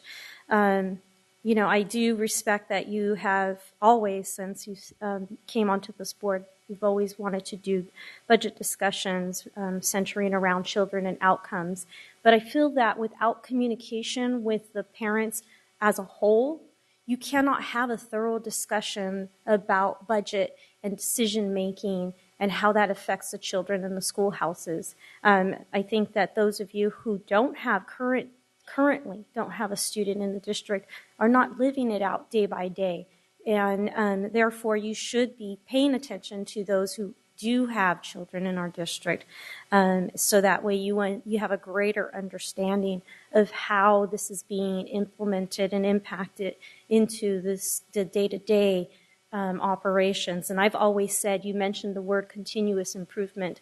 I have an education and background in a very good school that has taught us about total quality management. So I caution anyone to refrain from buzzwords like continuous improvement unless you have studied total quality management and you do have some basic understanding of your quality gurus and what their intention was in establishing quality management practices. It didn't mean that decisions come from the top. It meant absolutely that decisions come from those who are closest to the problem, closest to the task at hand, and then it informs your decision makers. So please refrain from throwing those kinds of words around unless you live it out truly, and that you talk to everyone and you get those input from the teachers, from the parents, from the community members, from our business organizations, from whoever it is. Approving something in a concept about the transition on how dollars are being spent. I'm sorry, I wasn't part of that conversation, and maybe perhaps I'm being taxed a little in my personal life where I can't come to these meetings in closed session or whatnot. But it won't be like that for long. But approving a concept of how we transition and dollars being spent should also include somebody, at least via phone call or via email, who is known on your board to understand that kind of stuff. And then lastly, on measurements and discussing how and what we measure, let me remind you that that is my day-to-day job, and that I had to establish how we measure a program and implement it throughout the state of California. It is very difficult when it comes to government agencies. We are a government agency on measuring outcomes and what specific things you need to measure. And so if we have that discussion, I'd love to be part of it as well, at least as a informing individual, not to be doing the task at hand, but at least to impart my knowledge as to what my experience has been with that in a government setting, because it is extremely difficult to manage. So thank you very much, everyone, for your time. Member Hanson.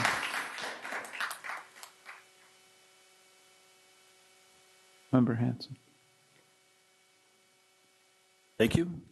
Had a great chance to see some really wonderful things that are happening around the district. As always, I'm always excited to see that.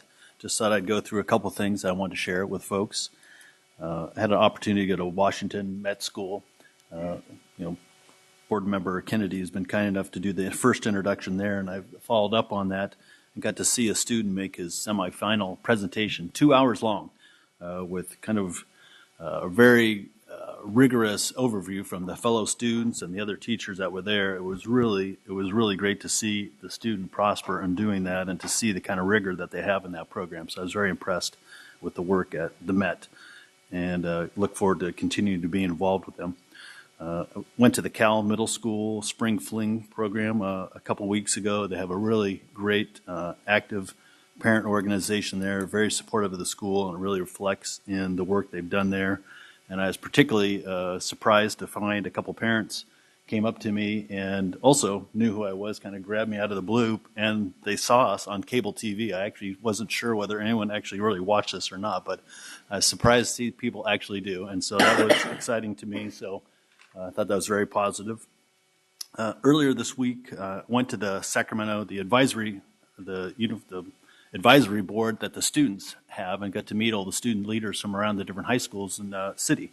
We've got a really extraordinary group of student leaders there. They meet every week. I thought we had it tough being here every other week. They meet every single week. So I really applaud their activism and their work, and listen to them talk about their 3 student initiatives and sexual education was really their number one topic, and they said that's the hottest topic of all the high schools. So I told them it's going to be a challenge for us because, we're still basically a little bit of, political folks, and, they need to work with their parents as well to make sure they get their permission slip signed or however that works out. But if that's education that they think they need and they're not getting, I think I'd really look forward to hearing what their presentations are and what their recommendations are. They had some really good cutting edge discussion. They're very respectful of each other.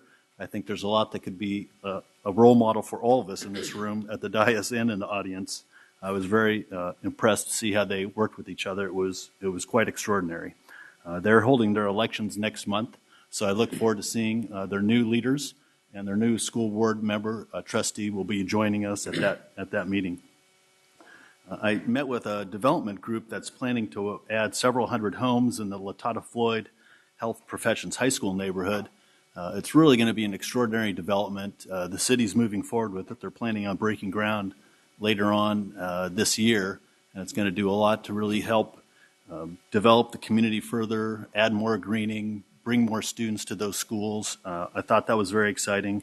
They have some great programs to really help, I think, that increase the viability of that entire neighborhood will really be positive.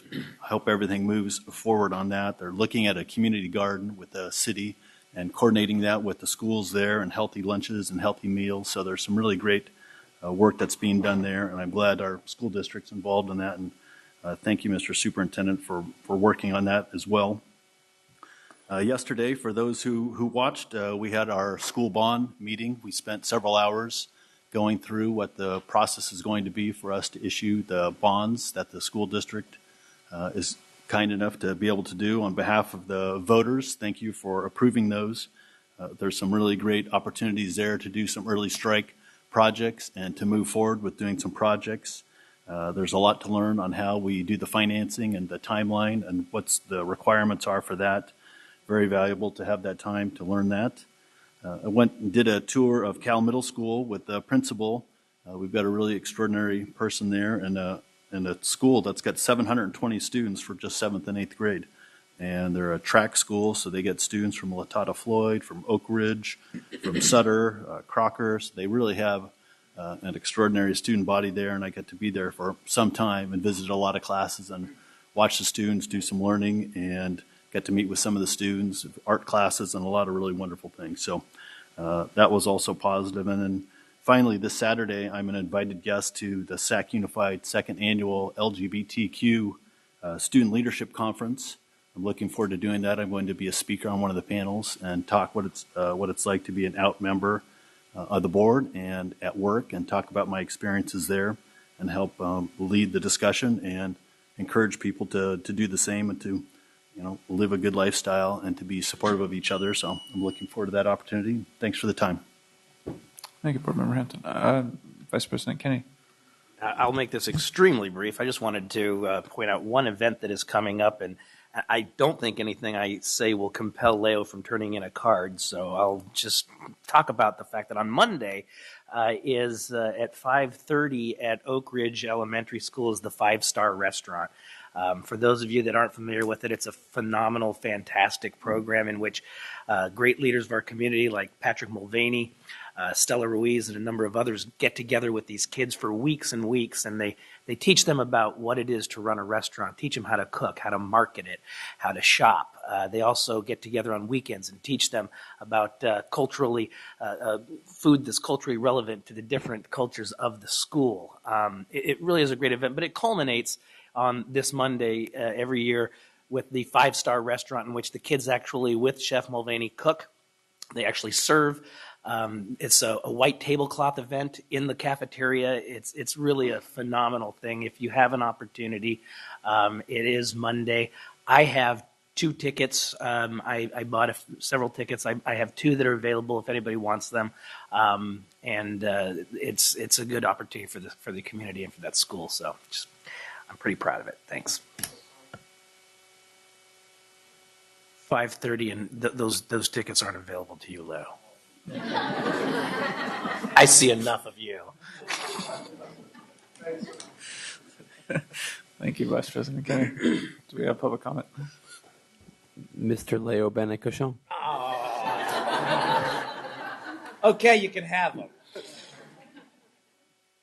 I applaud interjecting a little humor, but I had already turned in the card. This district, even though it's in declining enrollment, is about the 12th in enrollment in the district. It can be number one in many other things because we are the capital district, which means we are the shining light on the hill if we want to be it.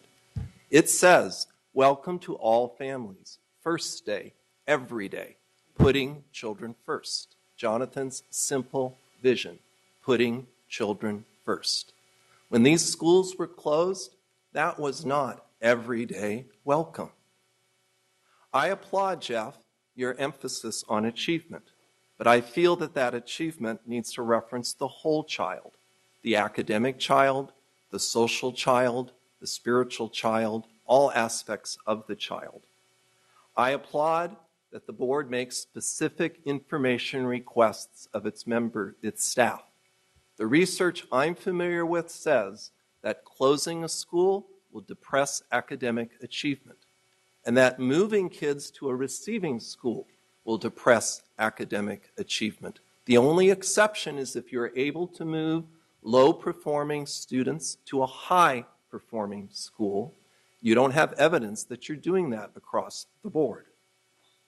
I think you need a cost-benefit analysis, just like you had for AM Win. I maintain you're going to lose $1 million in these closures. You're not going to save a penny if you apply the same analysis. Please refute me. Each of you represent an historically oppressed community. Jay does, Christina does, Gustavo, Jonathan, Jeff, Patrick, Daryl, Diane, Katrina. Please get in touch with your roots. Unite with your Latina, Latino, Hispanics. Don't do what every group that makes it does and step on the other ones. Thank you.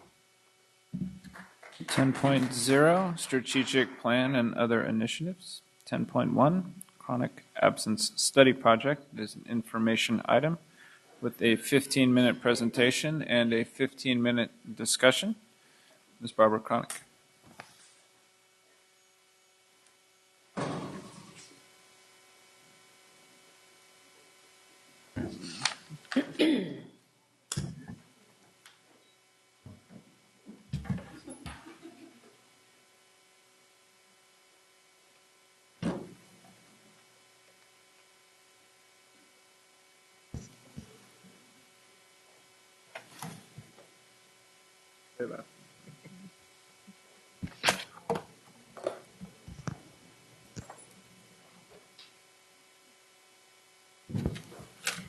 Good evening, Superintendent Raymond, President Cuneo, and board members.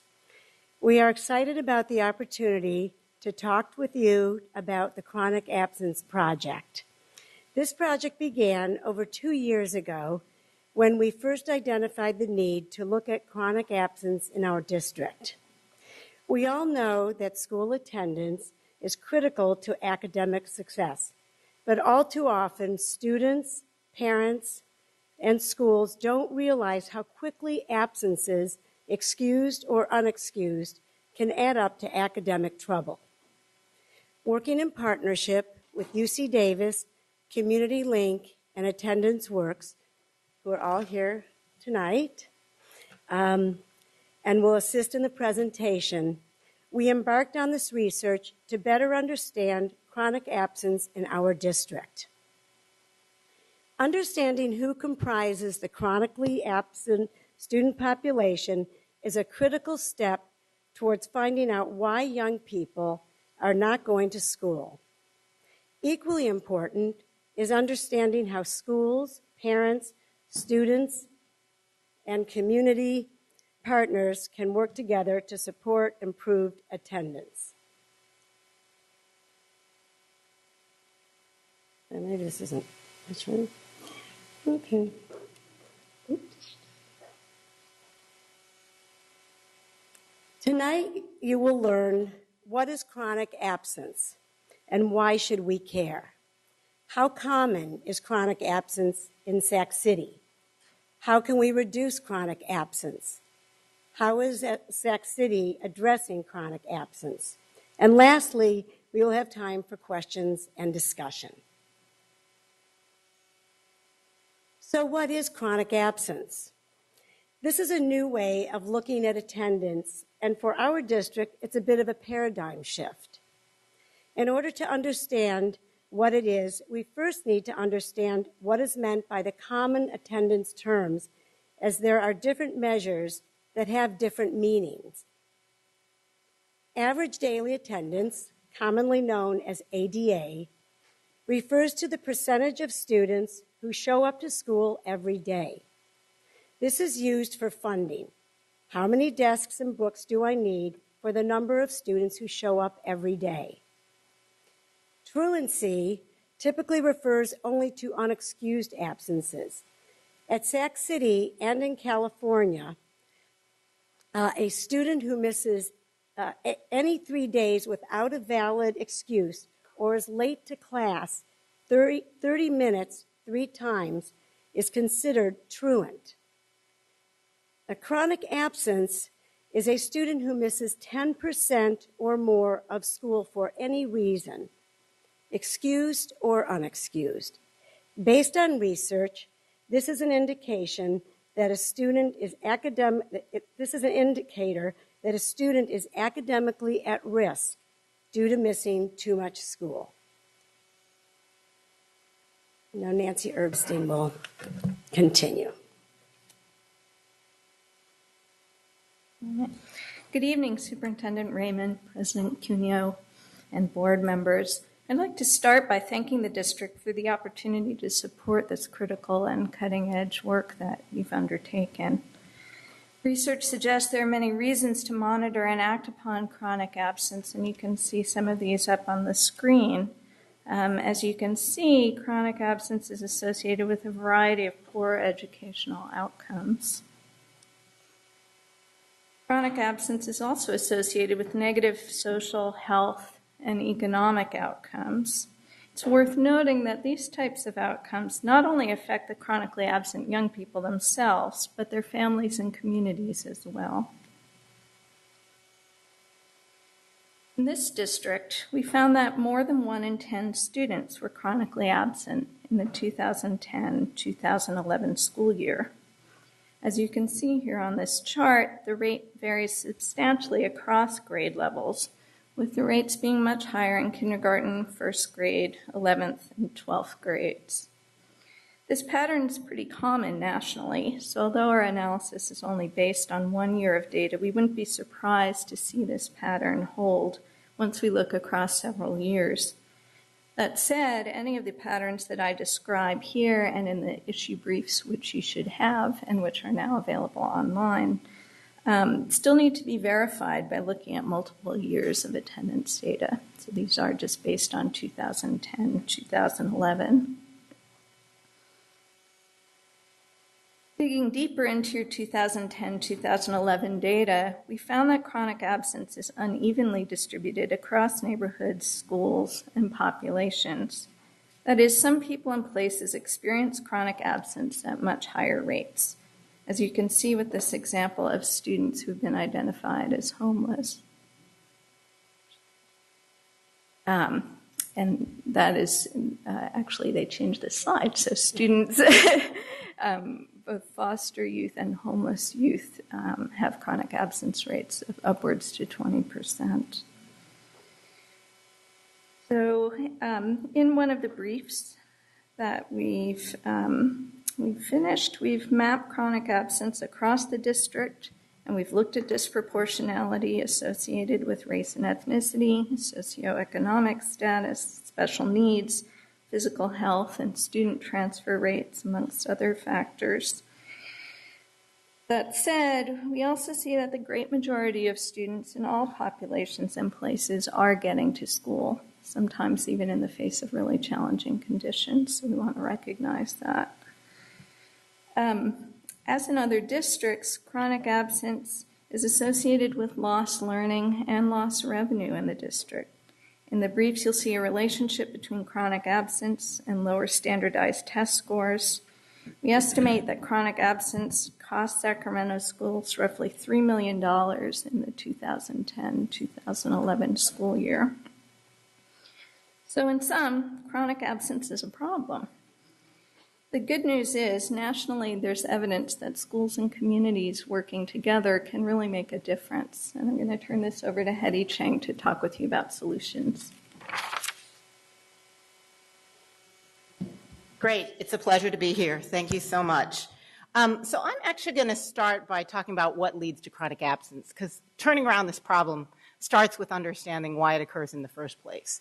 And the first issue is actually a lack of awareness or knowledge. What we find is a lot of folks, not just parents actually, don't know that just missing 10% of school over the course of a year actually leads to academic trouble. We tend to think about absences only a problem if we didn't give permission for a kid to miss school. If they're skipping school without our knowledge, oh, that's a problem. We don't think about chronic absence or absences as equating to lost opportunities for learning, and we have to change our mind shift or change our mindset about that. Because too many absences, even if they occur, they don't all have to happen in a row. It's just a couple times, and before you know it, it's 18 days, and you're falling behind. Now, some of this is knowledge. We don't think kindergarten matters that much. Some of it is actually avoidance. When you see a high level of chronic absence in a particular classroom, sometimes that actually is that the classroom isn't engaging, or for a particular kid, they're being bullied, or they're struggling academically. And then there are the other barriers about health care, lack of safe path, poor transportation. Those are all key issues. What we know is that districts can make a difference. Part of that is by having actionable data.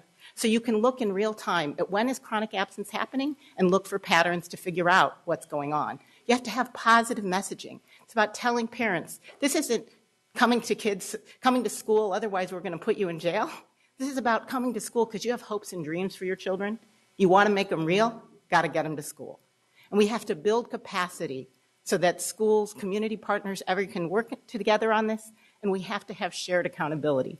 If you have a school improvement plan that doesn't look at whether part of the reason kids aren't succeeding is because they're not there in the first place, you're not going to succeed in a school improvement plan. These are the kinds of work plan strategies that I think they're starting to think about and you can happen around recognizing good improved attendance, developing a positive culture, capacity building, having actionable data where you start knowing at the end of the first month of school who's at risk. You may want to, and looking at it, making sure that parents have this data so that they're tracking it, because sometimes you lose track as a parent. What we know is that I have seen schools turn around chronic absence when you can have that recognition of good and improved attendance, which is simple as, making sure that every kid gets a positive reinforcement when they come to school on time, making sure everyone is knowledgeable about this, having personalized early outreach, and having an attendance team at every school who's actually monitoring data and figuring out these programmatic responses. This is something I've seen other school districts do. I just want to say one thing. This is not easy data always to look at. It's hard because it's showing things that need to be changed.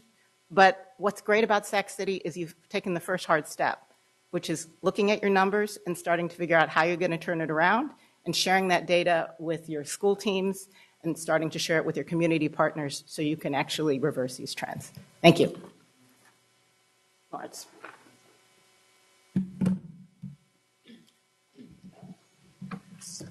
So because there are many ways the issue of chronic absence must be addressed, we've been tackling it from many different fronts. First, we've been working closely with our partners and district staff to look in detail at Sac City's data to better understand where to focus our energies. This effort has culminated in a set of policy briefs prepared by UC Davis that highlight district-level data on chronic absence based on the 2010-11 data. The policy briefs are in your packets, and they're also available online, as Nancy mentioned.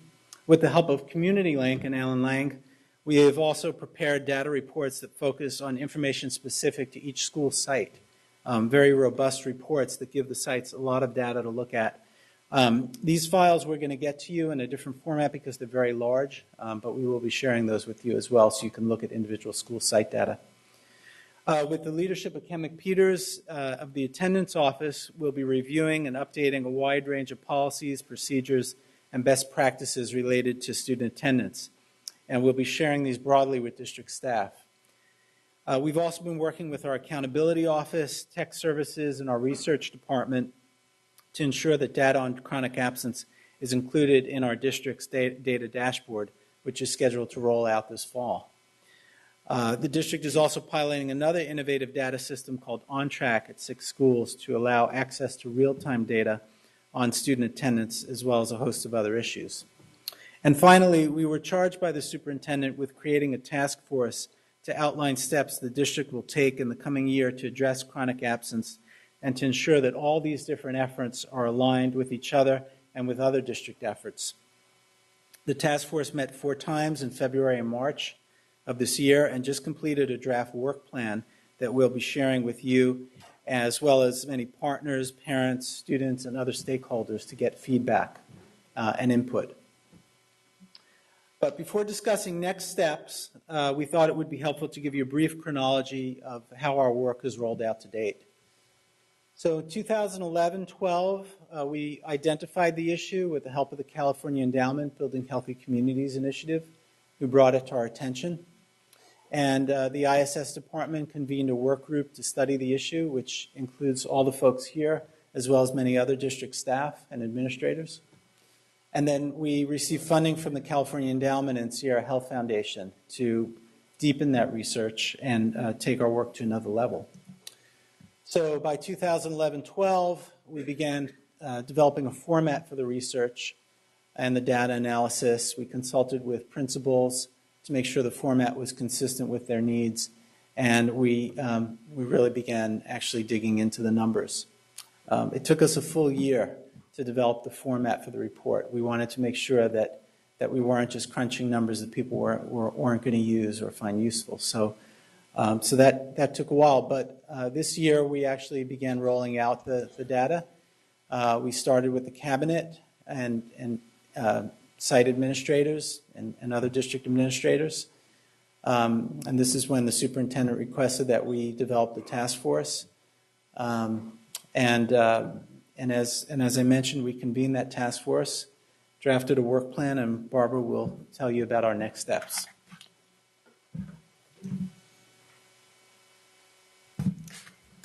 So we're ready to move forward.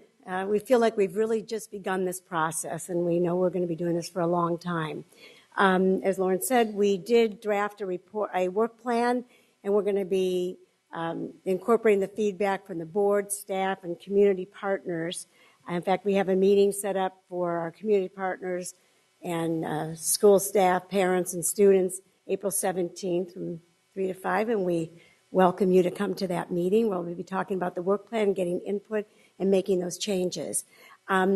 As mentioned earlier, we will be distributing the briefs. You've already gotten them, and they'll be made public through UCD, their website, and we'll be sharing those with our partners as well. We're looking forward to launching the second phase of data analysis, where we'll focus on data from 11-12 and 12-13. We anticipate receiving funding from the California Endowment at the end of this month to continue this analysis. This will allow us to look at patterns and trends over a 3-year period. And I'd like to acknowledge AR&E at this time for their continued work in getting the data ready and refining it. As Lauren said, it took us all about a year to really develop this project to make sure we were getting the right data. And we've already begun to focus on populations with high rates of absenteeism with respect to foster and homeless youth. And lastly, we will begin to implement our work plan beginning August 13. So as you can see, it takes teamwork and collaboration to move forward with such an important issue. Research demonstrates that schools and communities working together can make a difference in student attendance. And so we know we can't do it alone. As evidenced by this great body of research, we need all hands on deck, including students, parents, teachers, principals, community partners, and then we can all truly make a difference in reducing chronic absence and improving learning in our district. So with that, I would like to thank everybody involved here. I especially, for all the time and devotion that you've put into this. I especially want to thank Hetty Chang with Attendance Works, Nancy Erbstein, UC Davis Center for Regional Change, Department of Human Ecology, Alan Lang with Community Link, and he was very instrumental in doing the school site reports, Ken McPeters, and our attendance coordinator, and Rebecca Haggerty, who couldn't be here tonight, our research specialist. And lastly, but not, we need to thank the California Endowment and the Sarah Health Foundation for its generous support of this project. Without their funding, we would not be able to do this project. So thank you, and now we're ready to open it up for questions and discussion. Thank you very much. I think we're going to have public comment first. Oh, please. We have 4 public comments from Jessica Arriaga, Darlene Anderson, Leo Bennett Cochon, and Tony Colley Perry.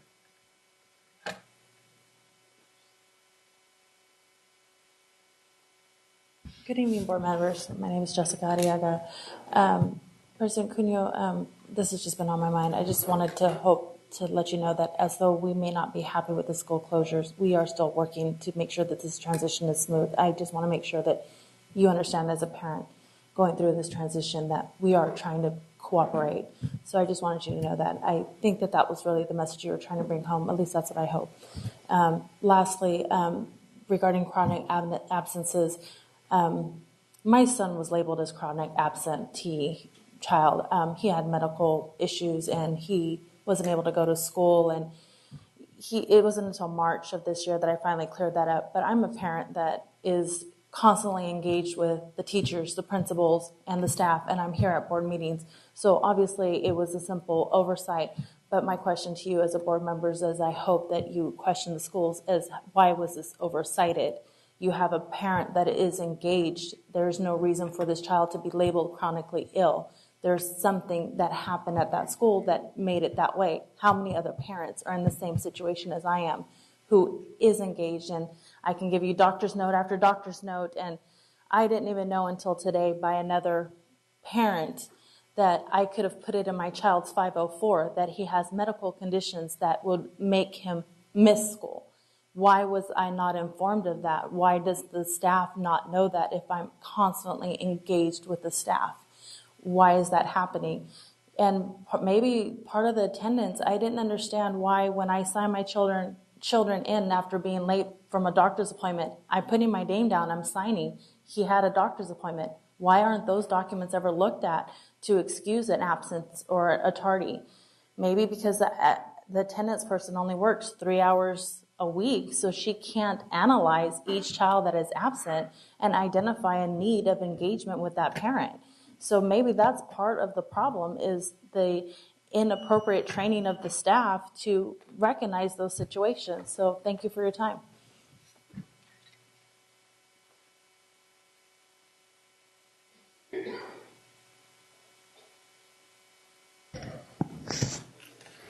Darlene Anderson, I was kind of amazed to see that the district was working on chronic absences simply because the district causes chronic absence. The district had a policy in place in 1998 where the superintendent could racially balance public school system across Sacramento and place children in neighborhoods where perhaps their parents could not get them there. And then in turn, when the child could not show up, there was a process established where they could SAR the student.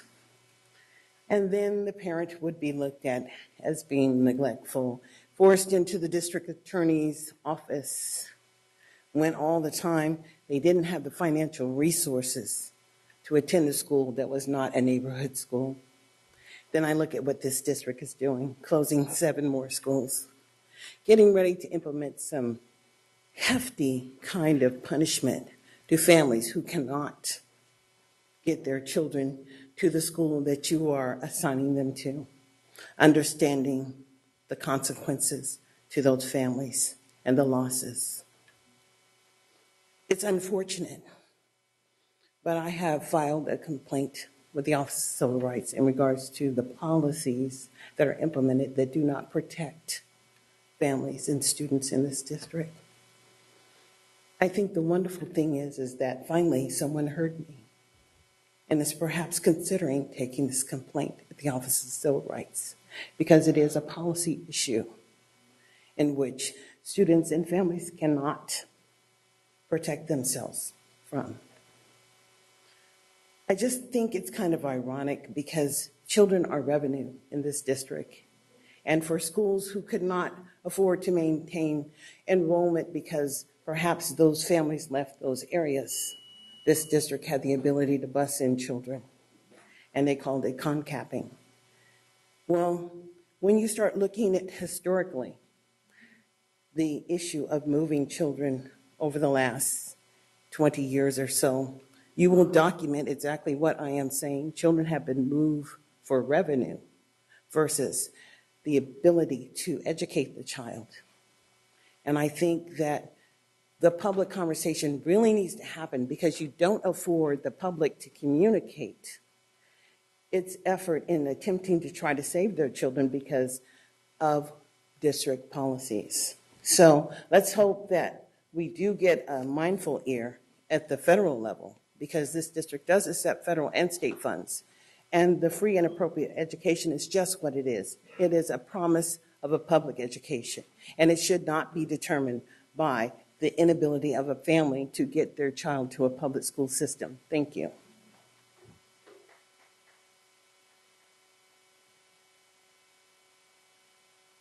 My name is Leo Bennett Cochon. We all have personal stories. I have a personal story of a young man who was chronically absent. His mother was heavily involved with drugs. At that time, schools did have more funding, so they did do home visits constantly. She presented very well. They were never able to figure out her drug involvement. That mother died, and I chose to bring that young man into my life. And it would have made a difference if the school had known her better, which is the whole point of us talking to you about small neighborhood schools. On page 2 in the report, it talks about how it's less visible, the social costs of chronic absence. That's what I experienced personally, those social costs. And on page 7, though it's hard to read because our copy isn't color-coded, it seems to clearly indicate that 4 of the schools to be closed are in your high poverty areas, but their dots don't seem to be dark, which would seem to correlate that they're able to address some of the underlying issues. That is what the research says. There is no more effective approach to chronic absence and the effects of poverty than smaller schools. Again, look at this systematically. Give us the year to gather more data. I think we can make a big difference on all these issues. Thank you.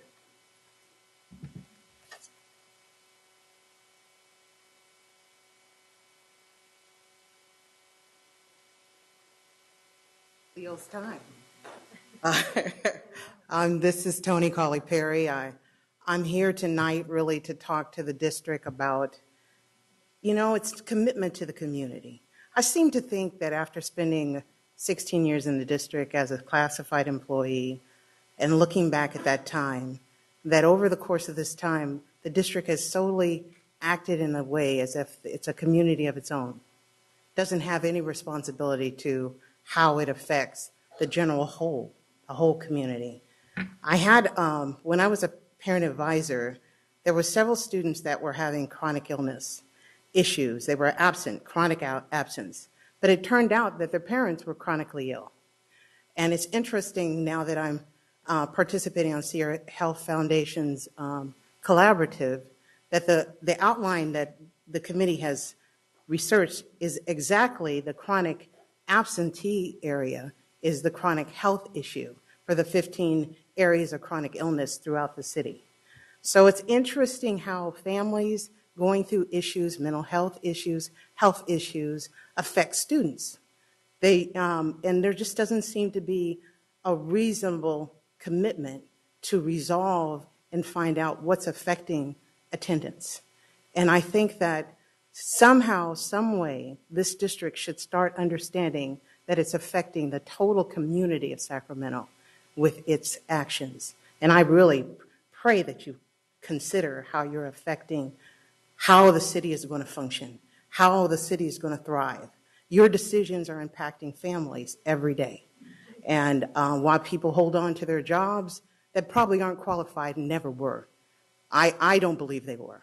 And so it's not about having a job. It's about how do we build the lives in the community that we live in so it's safe and so that families thrive. Thank you. That's it. Okay, the